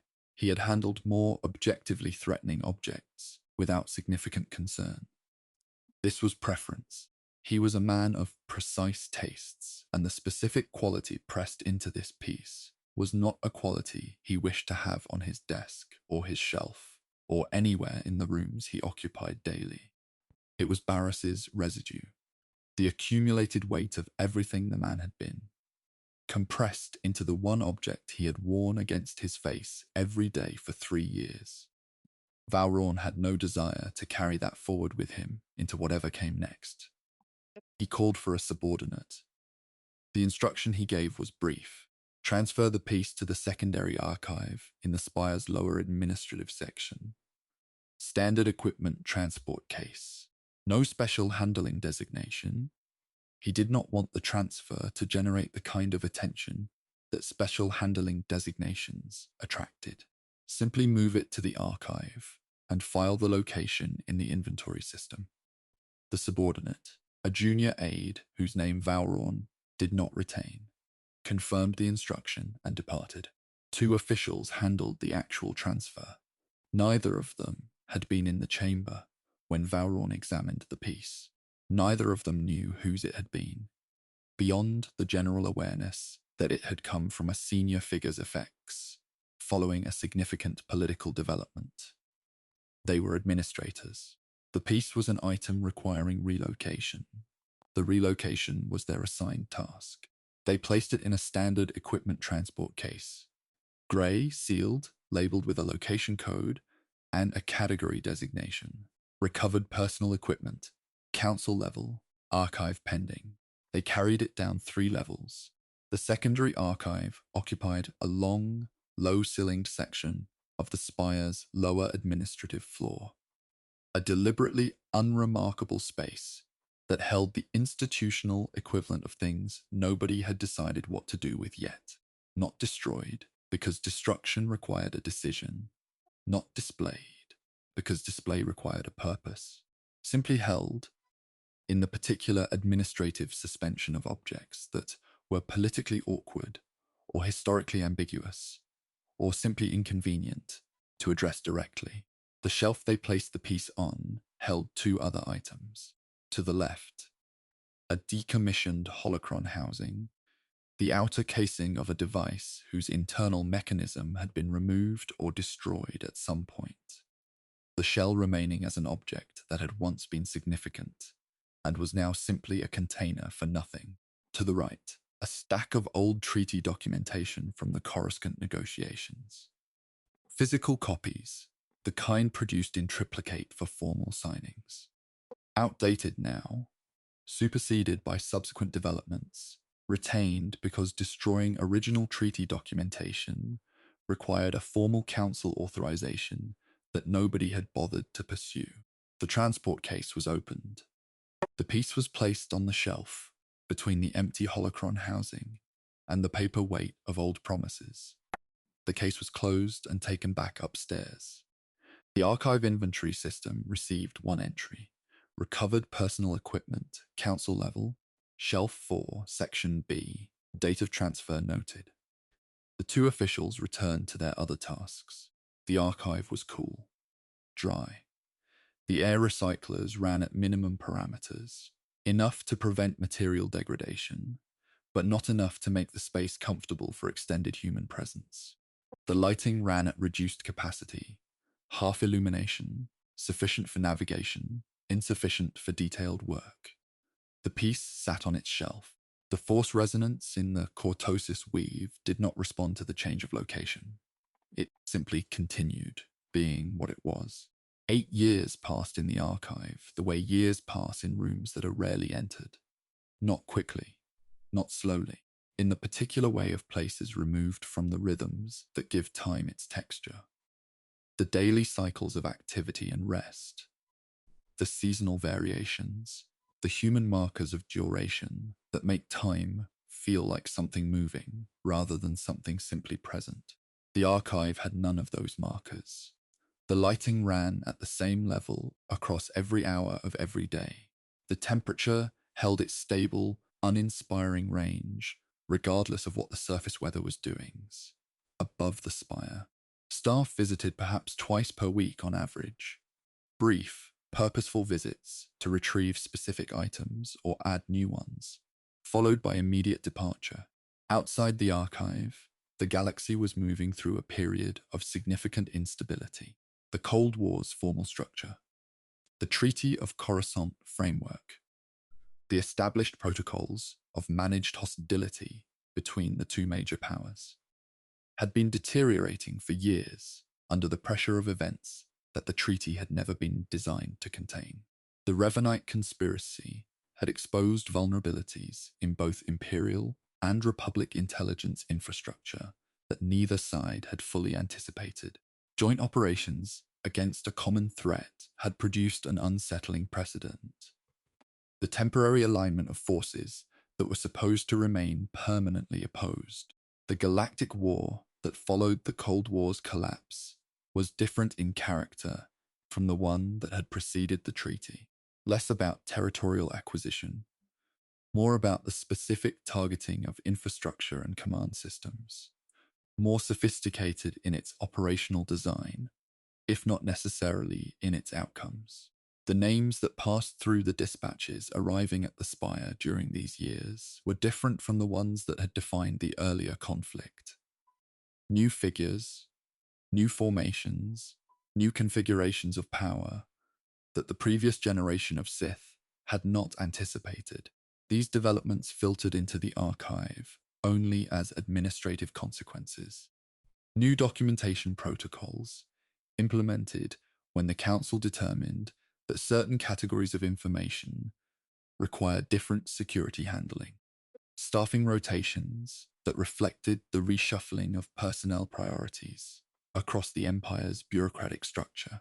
A period in the 6th year when the archive received an unusually large volume of new material.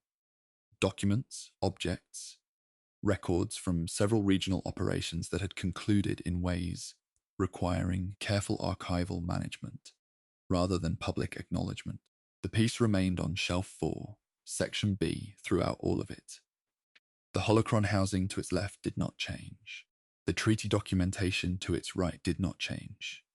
Nobody had filed for council authorization to destroy it, and nobody had found a reason to retrieve it. Occasionally, a staff member's path through the archive brought them close enough to Shelf 4 to pass within arm's reach of the piece. None of them picked it up. None of them examined it. The inventory entry described it accurately enough that anyone checking the manifest would know what it was and where it was, but not specifically enough to generate curiosity. Recovered personal equipment, council level. A description that implied political sensitivity and therefore active discouragement of casual handling. The force resonance in the cortosis weave continued pressing against the archive's atmosphere with the same consistent density it had carried since Baras's last morning.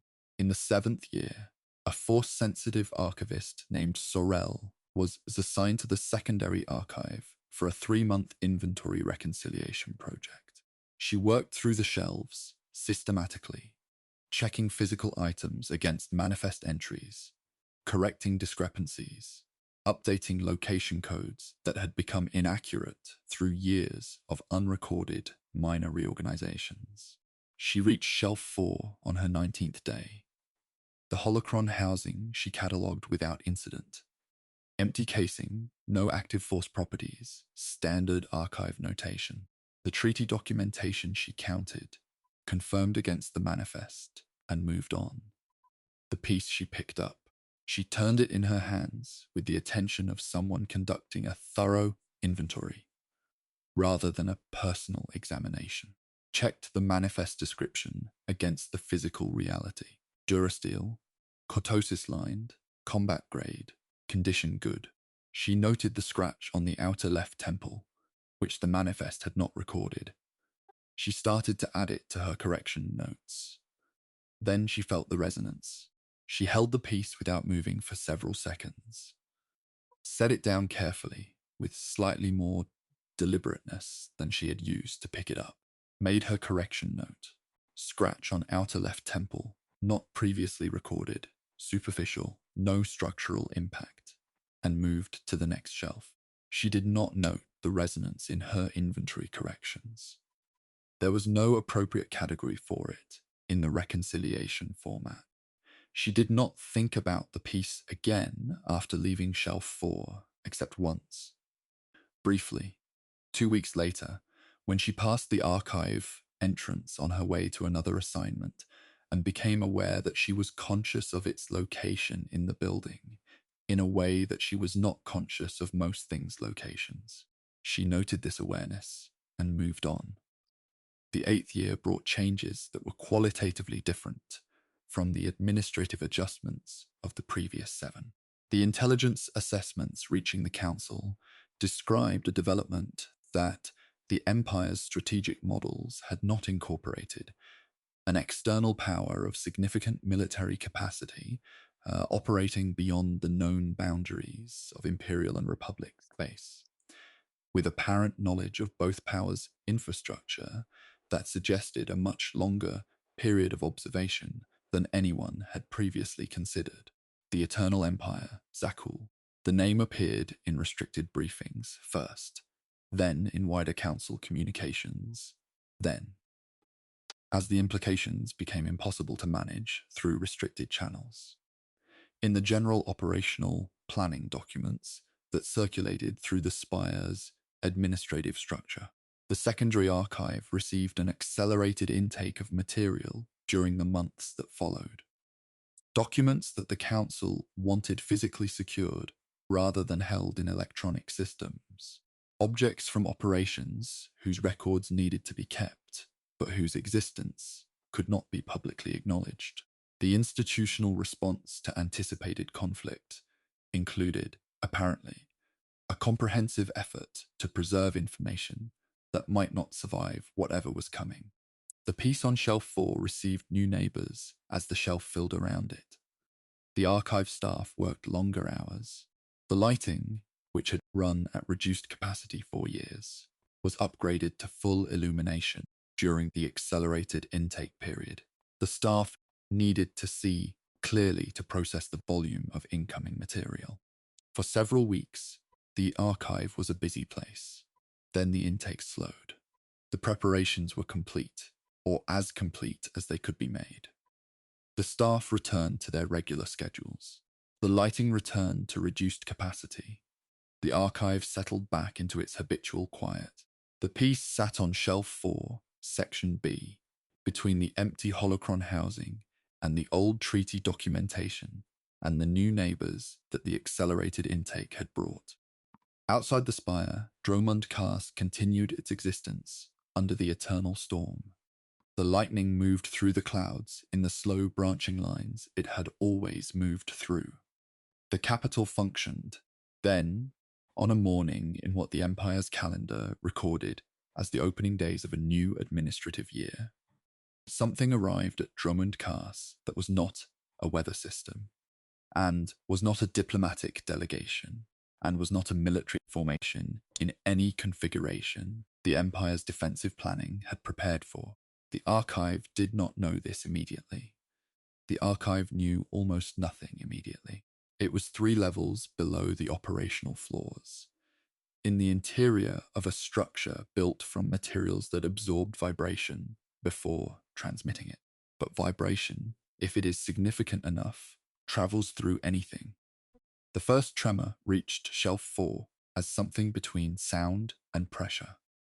a quality in the stone that had not been present before, that had no precedent in the archive's 8 years of stable, undisturbed existence. The holocron housing shifted fractionally on the shelf. The treaty documentation settled.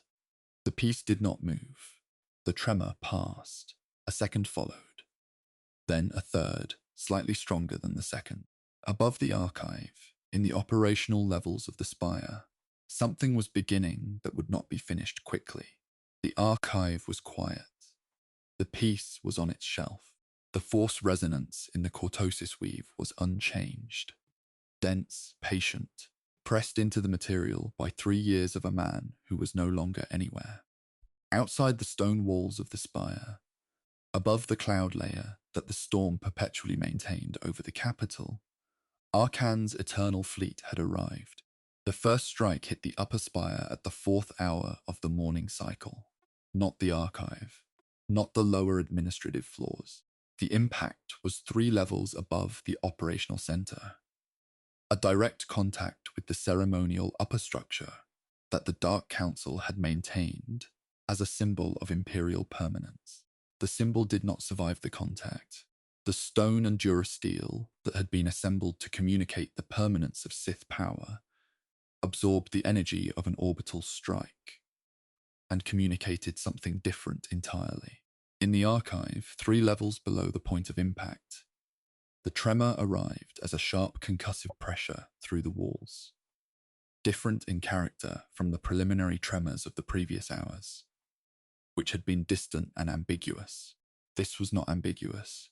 The lighting strip flickered, held, flickered again. The archive was empty. The staff had evacuated 90 minutes earlier, when the spire's emergency protocols activated in response to the fleet's arrival in low orbit. The order had moved through the building's communication system with the particular urgency of instructions that the people issuing them did not fully believe they were issuing. Evacuation to designated interior bunkers, sub-level 7 and below. All personnel, immediate compliance required. The archive staff had complied. They had not had time to secure the contents beyond the basic ceiling of the primary entrance. A durasteel door that locked automatically when the emergency protocol activated. They had not had time to inventory what was present or flag items for priority retrieval. They had left the way people leave when the alternative is remaining. The archive, sealed and empty, held its contents on their shelves. Shelf 4, Section B, the piece between the empty housing and the treaty documentation, with its new neighbors from the accelerated intake of recent months, pressing close on both sides. The lighting flickered a second time when the next strike hit. This one was lower. Not the ceremonial upper structure, but the operational floors directly above the council chambers.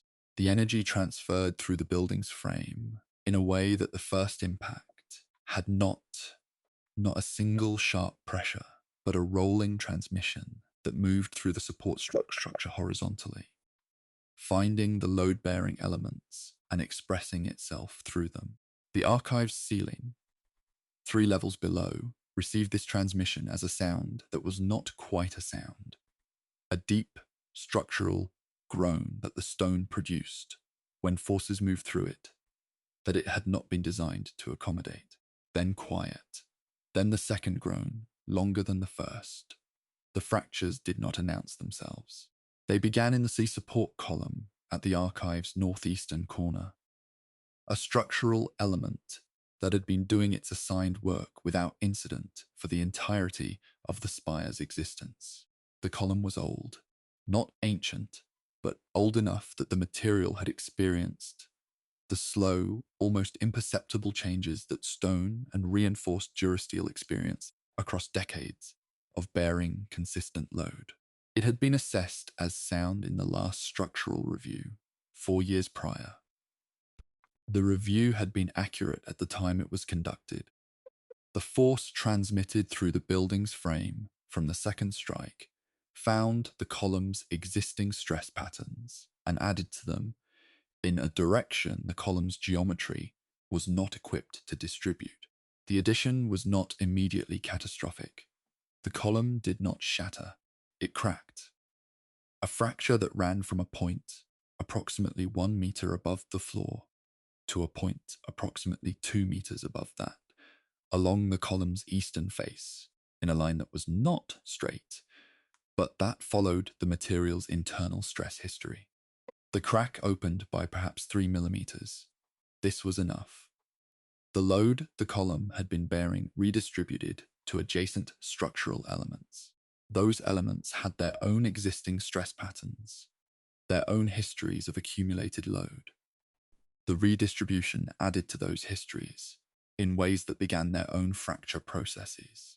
The ceiling above the archive's northeastern section was supported by 3 primary elements: the compromised column, a secondary beam running east-west across the section, and the lateral connection to the main building frame. When the column's contribution to the load-bearing system dropped, the beam took more. When the beam took more than its geometry was designed for, it began to deflect. A downward movement, small initially, that increased as the deflection itself increased the effective load. This process took time.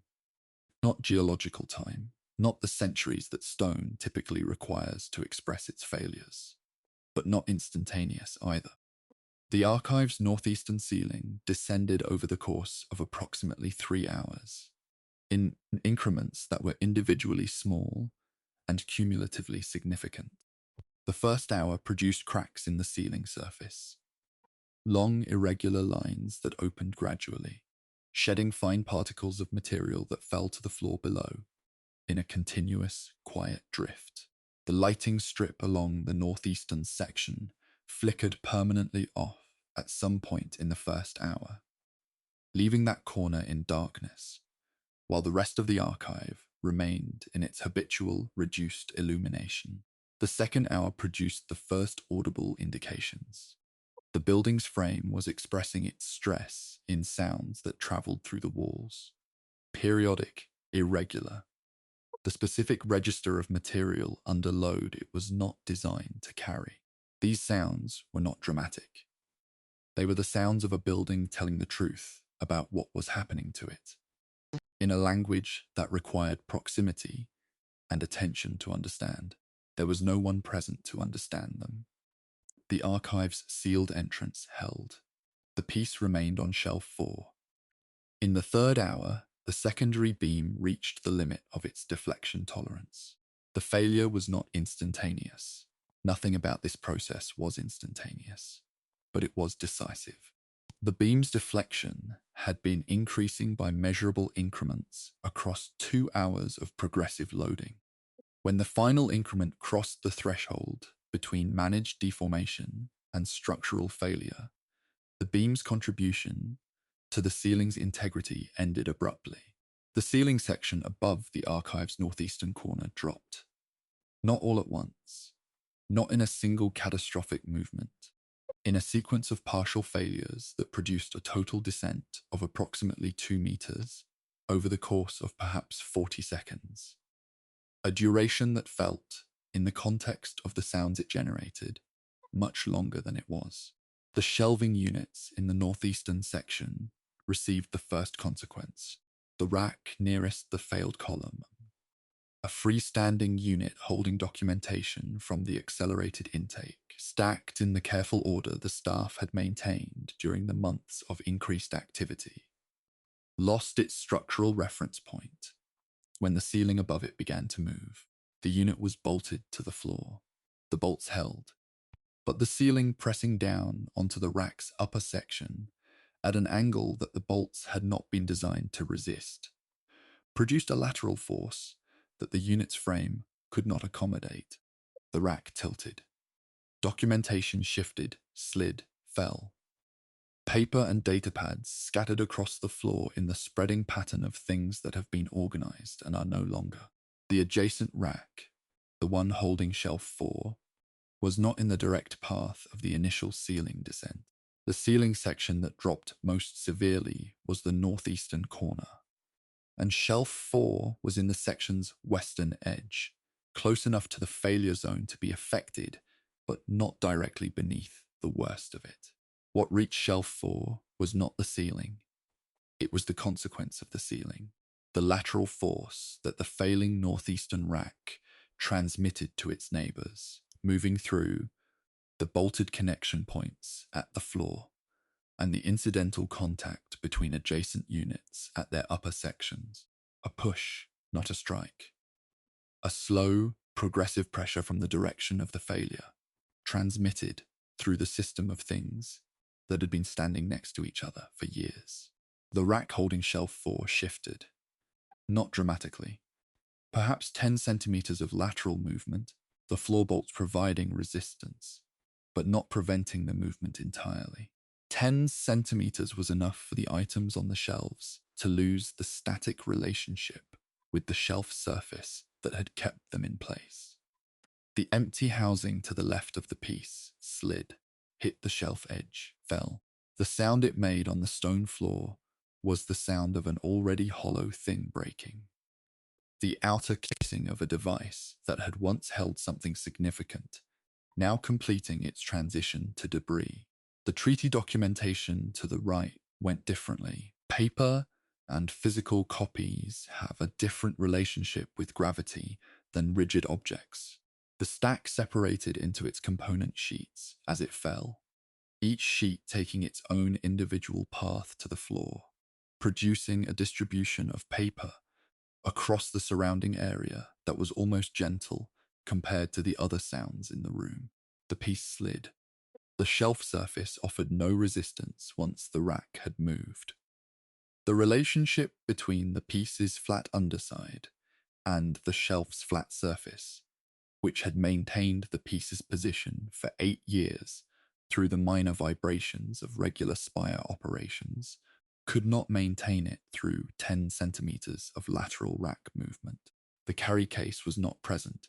It had been removed during the 7th year inventory reconciliation, when Sorel had determined that the case was redundant to the manifest entry and had filed it for general recycling.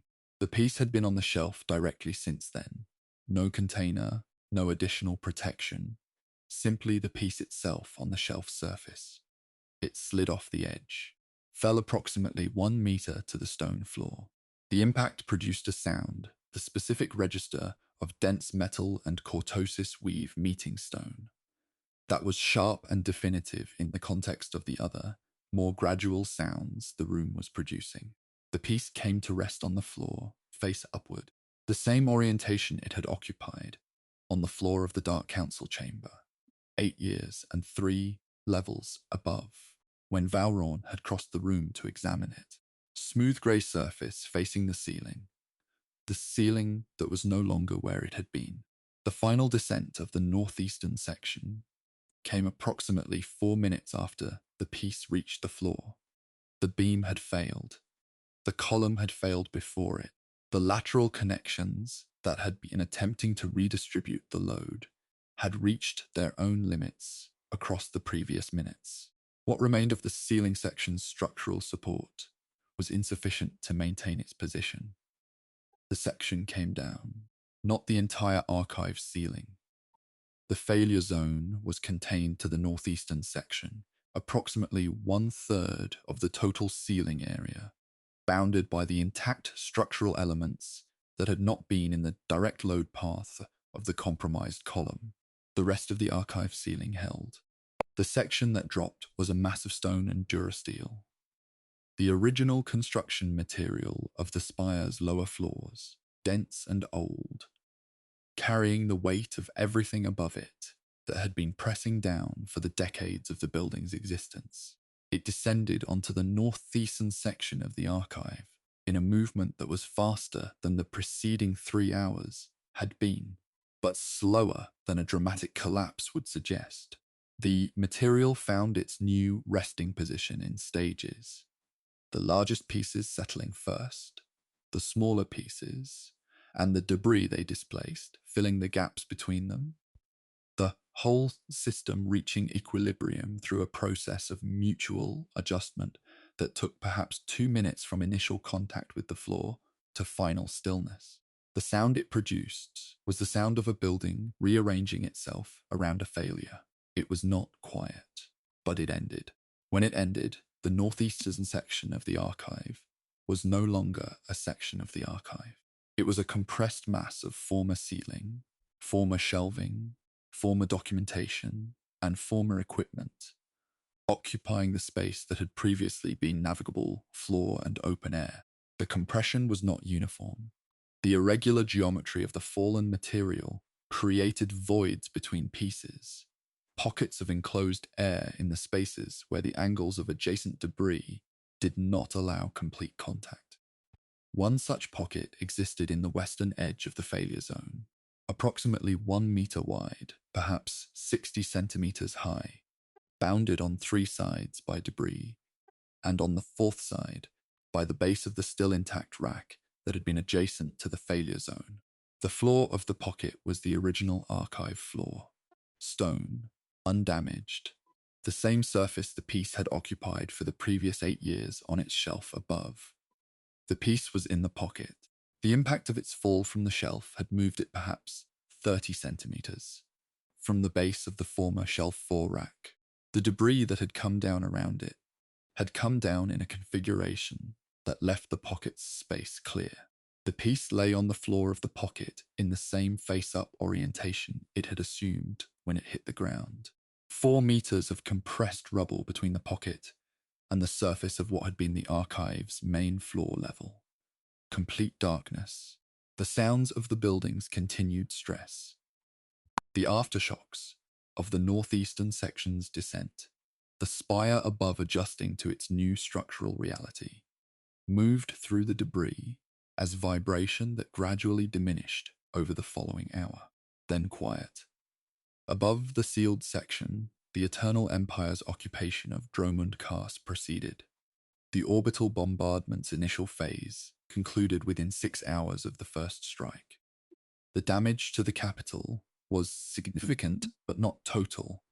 The strategic objective had been demonstration and coercion rather than destruction, and the fleet's targeting had reflected this. The spire had taken direct impacts on its upper levels. The ceremonial structures were gone. The council chambers were partially collapsed.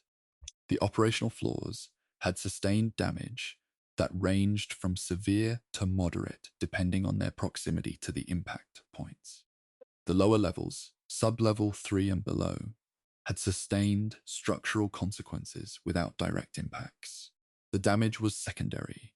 Fractures, partial collapses, sections compromised by the transmission of force through the building's frame, rather than by the direct application of it. Ground forces followed the bombardment. The occupation moved through the capital with the efficiency of a military operation that had been planned in detail against intelligence, gathered across years of careful observation. Resistance was present but not organized. The speed and scale of the assault had disrupted the command structures that organized resistance would have required. The spire was secured within 2 days. Arcan's administrative apparatus moved in behind the military operation, assessing what the spire's structure could provide for occupation purposes and identifying what required remediation before use. The upper levels were unsuitable. The direct impact damage had made several floors structurally unreliable, and the debris removal required to make them functional again was not a priority against the larger demands of establishing a new administrative order. The lower levels were a different assessment. Sublevels 1 and 2 were largely functional, their damage limited to the kind of secondary structural consequences that were addressable without major reconstruction. Sublevels 3 through 5 had more significant damage, partial collapses in several sections, compromised corridors in others. An engineering team conducted a rapid assessment of the lower floors within the first week of occupation. Their objective was practical: identify which sections were safe for use, which required remediation, and which should be sealed as structurally unsafe without compromising adjacent areas. The secondary archive's main section fell into the remediation category, accessible but damaged, requiring stabilization before regular use could resume. The northeastern section fell into the third category. The engineering team's assessment of the northeastern section was brief. The collapse was stable. The debris had reached equilibrium and was not presenting ongoing risk to adjacent areas. The volume of material involved made excavation a significant undertaking with no identified strategic value. The section was bounded by intact structural elements on three sides, which meant sealing it was straightforward and would pose no risk to the building's remaining integrity. The recommendation was to seal the section and mark it accordingly. The recommendation was accepted. A durasteel barrier was constructed across the entrance to the northeastern section within 3 days of the assessment. Standard installation, bolted to the intact floor and the adjacent walls, sufficient to prevent accidental entry and to communicate clearly that the space beyond was not accessible. A notation was added to the building's updated structural plans. The plans themselves were a new document. The original spire schematics had been held in the upper-level administrative systems that were no longer accessible, and the occupations engineering team had produced their own survey from physical inspection. The document was functional rather than comprehensive. Room dimensions, structural assessments, access routes, hazard notations. The northeastern section of the former secondary archive appeared on the document as a shaded area, the standard notation for sealed zones, with a text label beside it. Lower Archive E, collapsed, sealed, do not enter. 7 words. The document was filed in the Occupation Administration's building management system. No inventory of the section's former contents was completed. This was not an oversight in the sense of something that should have been done and was missed. The archive staff who had evacuated before the bombardment had not returned to the spire in any official capacity. The occupation's administrative transition had replaced Imperial personnel with Zakoalan administrators, and retained Imperial staff only where their specific expertise was operationally necessary. Archive management did not meet that threshold. The manifest that had existed in the archive's inventory system, the document that recorded what had been, on which shelf, in which section, had been held in a local system terminal in the archive's main section.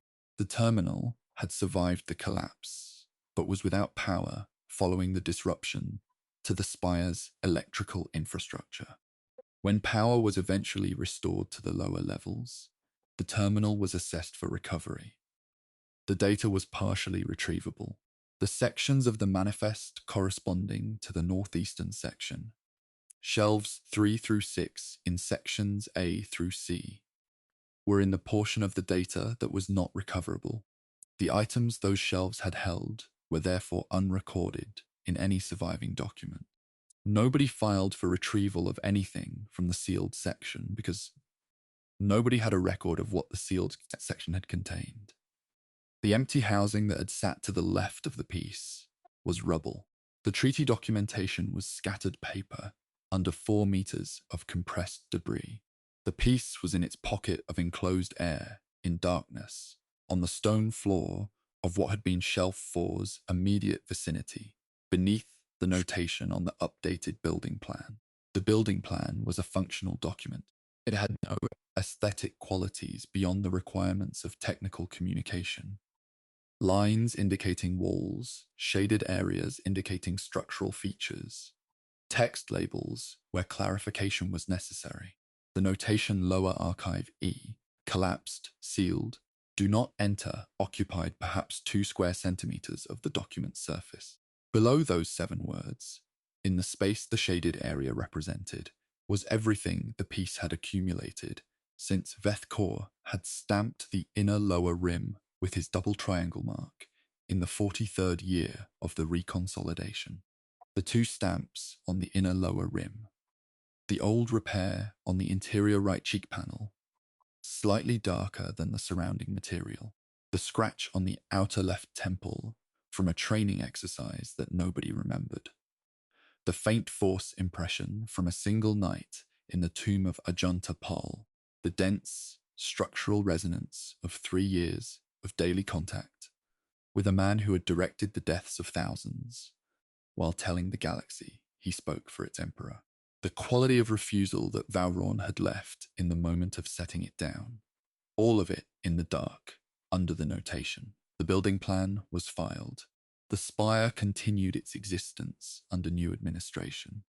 The storm above Dromund Kars moved through its permanent rotation, the lightning branching through the clouds in the slow lines it had always used. Below the shaded area on the updated schematic, in a pocket of air that measured perhaps 1 meter by 60 centimeters, the piece lay face upward in complete darkness, intact, waiting, without knowing it was waiting, for whatever came next, or for nothing, which was the same thing to a piece of worked metal that had never known the difference. That is the duration of the present silence, the specific stillness that followed the ceiling's descent, and the settling of debris, and the final, diminishing vibrations of a building rearranging itself around structural failure. 2 years of no light, no sound beyond the occasional, infrequent transmission of vibration through the surrounding material. The movements of the occupied building above, filtered through 4 meters of compressed rubble into something that arrived at the pocket's boundaries as sensation rather than noise, and faded before it could be identified as either. 2 years of stable temperature. The stone at this depth held its thermal character, with the consistency of material that had not been exposed to surface variation in a very long time. Not cold in the way that surface stone is cold on a winter night. Not warm in the way that a heated room is warm. A third quality, the specific temperature of deep enclosed spaces that have reached equilibrium with the geology surrounding them, which is neither comfortable nor uncomfortable because it exists outside the range that living things typically occupy. The pocket measured approximately 1 meter in width and 60 centimeters in height.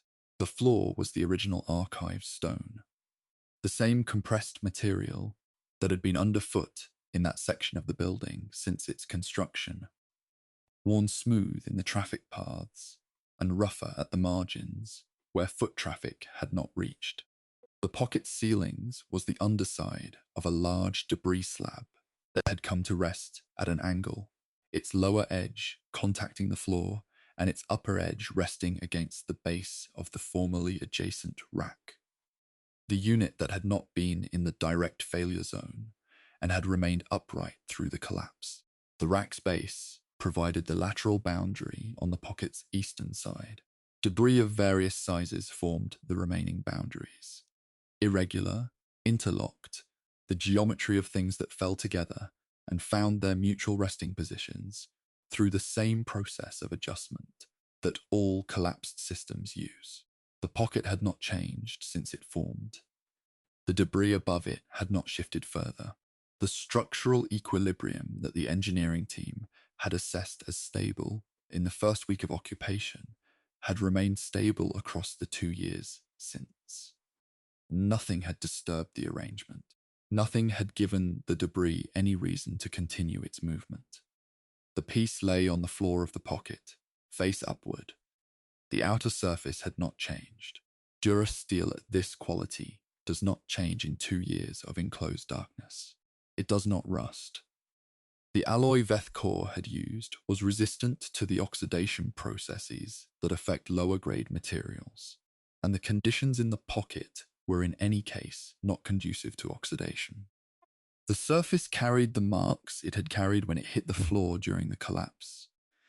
The scratch on the outer left temple, the dulling of the surface that accumulated use had produced across 70 years of intermittent contact with other materials, and nothing new had been added to them. The vision strips were intact. The narrow horizontal channels were undamaged. The debris that had fallen around the piece had not contacted the strips directly. The secondary debris guards behind the channels were in the same condition they had been in when Wren finished his refitting work on Drummond Cars, more than 3 years before Barras's defeat. The sightlines through them, if there had been any light for them to frame, would have been as clear as they were on the day the craftsman verified them against Barras's eyeline. The cortices weave was intact. This was the material's purpose, to remain functional under conditions that compromised other materials. The diagonal threading pattern that Core had worked into the lining in his workshop on Drummond Cars in the 43rd year of the reconsolidation was unchanged. The reinforcement that Wren had added along the cheek panels was unchanged. Whatever properties the weave had possessed when the piece was completed were the properties it still possessed, including the one that had nothing to do with lightsaber resistance. The force resonance pressed against the pocket's enclosed atmosphere with the same density it had carried since the years of daily use on Barras's face. Not diminishing, not expanding. Present in the way that things pressed deeply into material are present. Not on the surface, not expressed outward, but structural. Part of what the material now was, rather than something sitting on top of it. The padding interior was stained. Years of contact with human skin leave permanent records in absorbent material. The oils, the heat, the specific chemistry of a particular person's daily presence. The padding Wren had installed was black material, and the staining was not visible in any conventional lighting condition. But it was there in the way that all permanent contact leaves traces. The record of Barras's face against this surface, every day for 3 years, was in the material as surely as the ketosis weave was in the panels. The old repair on the interior right cheek panel was visible. The slightly darker fill that the forward maintenance technician had used in the field, more than 70 years before the present moment, against a hairline fracture that a close quarters blow had put in Maret's armor. The same careful functional repair that Core's commission had never required, and that the field had produced instead. Still there. Still a shade darker than the surrounding grey. Still legible as evidence of something that had happened to someone before any of the subsequent history began. On the inner lower rim, 2 stamps. The double triangle of Veth Kor's craftsman license. A mark that had identified his operation for the duration of his working life, that had appeared on every piece he completed in the 3 decades of his career, that had been the sole identifying feature of the sign outside his workshop, in the street east of the armorer's quarter. Kor had died.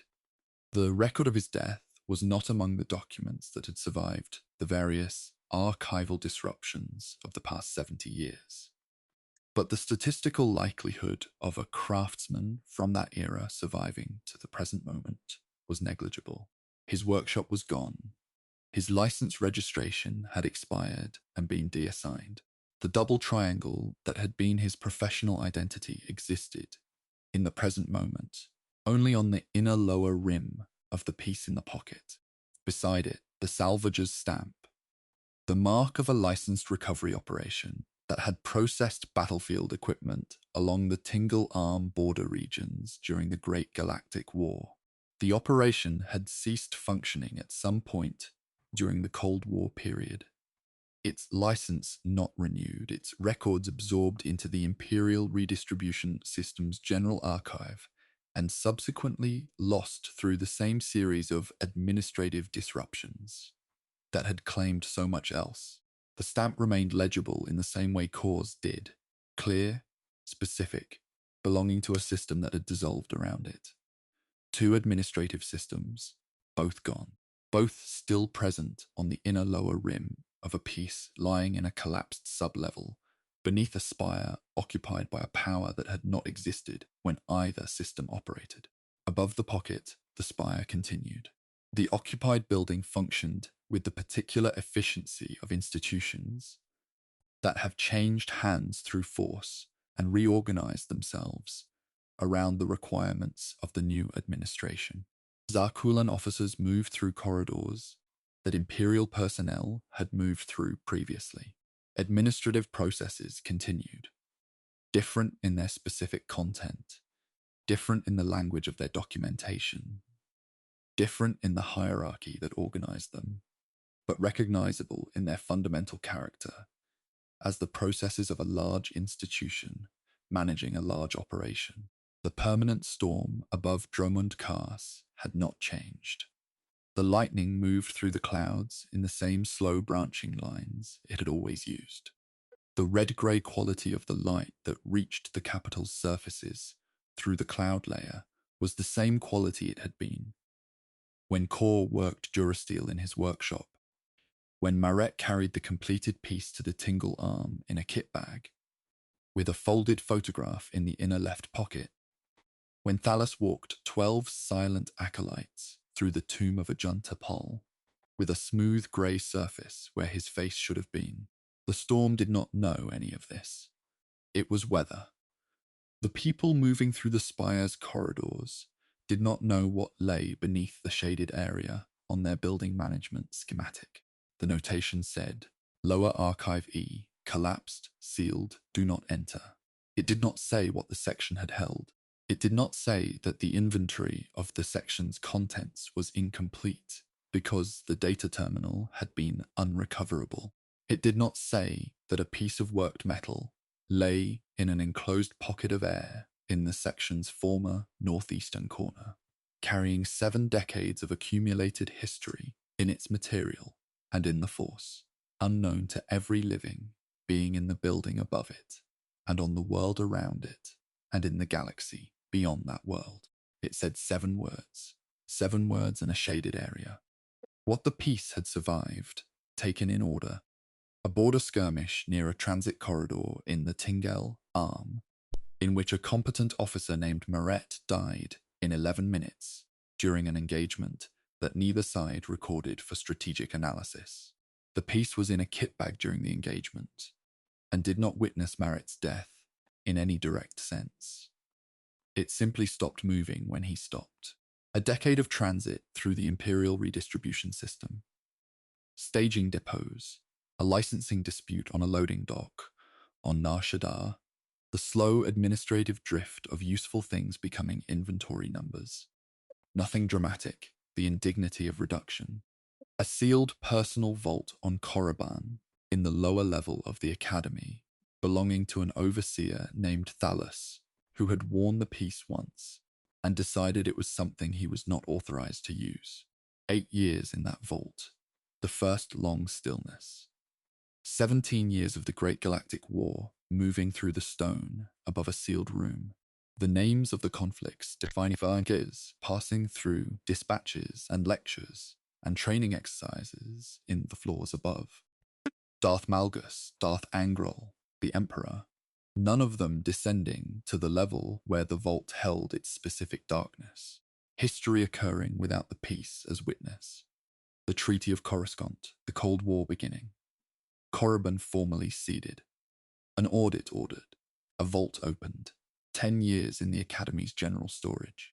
The long quiet. The room's particular texture of institutional forgetting. In the manifest, unknown in practice, present without being present. 3 weeks on the face of an acolyte named Breck, 23 years old, careful and methodical and unremarkable, who borrowed the piece for the practical quality of its cortosis protection and returned it without complications, and went to a posting in the outer systems and died there at 37 and never thought about the piece again after the week he left Korriban. The scratch on the outer left temple, a training blade catching the surface at an angle rather than straight on. The 6th physical mark, still there. The Cold War's political architecture, Plan Zero. The elimination of the Republic's senior military command, carried out by others, ordered by a man wearing the piece while giving the instructions. The Dark Council seat secured, 3 men, brought to a private chamber in the Dromund Kars, spire one at a time across the course of a single evening. none of whom departed through the door they entered. The peace present throughout, no record created, no living being aware of this in the script's present moment. The claim to be the Emperor's voice, first a calculated performance, then something that had blurred at its edges, until the distinction between the claim and the belief was no longer clearly maintained by the man making it. The final meeting with the Sith warrior, the door closing, the chapter ending before the outcome because the outcome was already known. The Dark Council chamber floor, face upward, Valrorn crouching to examine the piece, feeling the density, setting it down with slightly more care than he had used to pick it up, and giving instructions for transfer. 8 years on Shelf 4, Section B of the Secondary Archive. The holocron housing to the left, the treaty documentation to the right. The Force-sensitive archivist named Sorel, who held the piece during inventory reconciliation, felt what was in the cortosis weave, set it down carefully, and did not note the experience in her reconciliation records, because there was no appropriate category for it. The first tremor, the fracture in the northeastern column, invisible, progressing. The ceiling's 3-hour descent, measured, patient, finding its new position through the same process of adjustment that all systems use when they fail. The rack tilting, the housing falling, the documentation separating into individual sheets, the piece sliding from the shelf edge and striking the stone floor and coming to rest, face upward in the orientation it would maintain for the next 2 years. The debris finding its equilibrium above and around the pocket, the darkness, the present silence. None of this is known to anyone currently alive. Not in its complete form. Valrorn knows he transferred a piece from the council chamber to the secondary archive following Baras's defeat.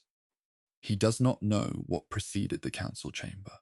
He does not know what the piece carried when he held it. He felt it, and he set it down, and he moved on. He is alive, somewhere in the occupied galaxy Z, navigating the new order with the same careful intelligence he has always applied. The piece does not occupy his thoughts. The archivist Sorel is alive, reassigned from the Spire in the occupation's personnel transition, working in a different context entirely. She remembers the piece the way people remember things that briefly demanded attention and then receded. As a specific sensory experience, attached to a location she no longer occupies. She does not know where the piece is now. She does not know who it belonged to before the archive. She knows only that it had a quality she could not categorize. Breck is not alive.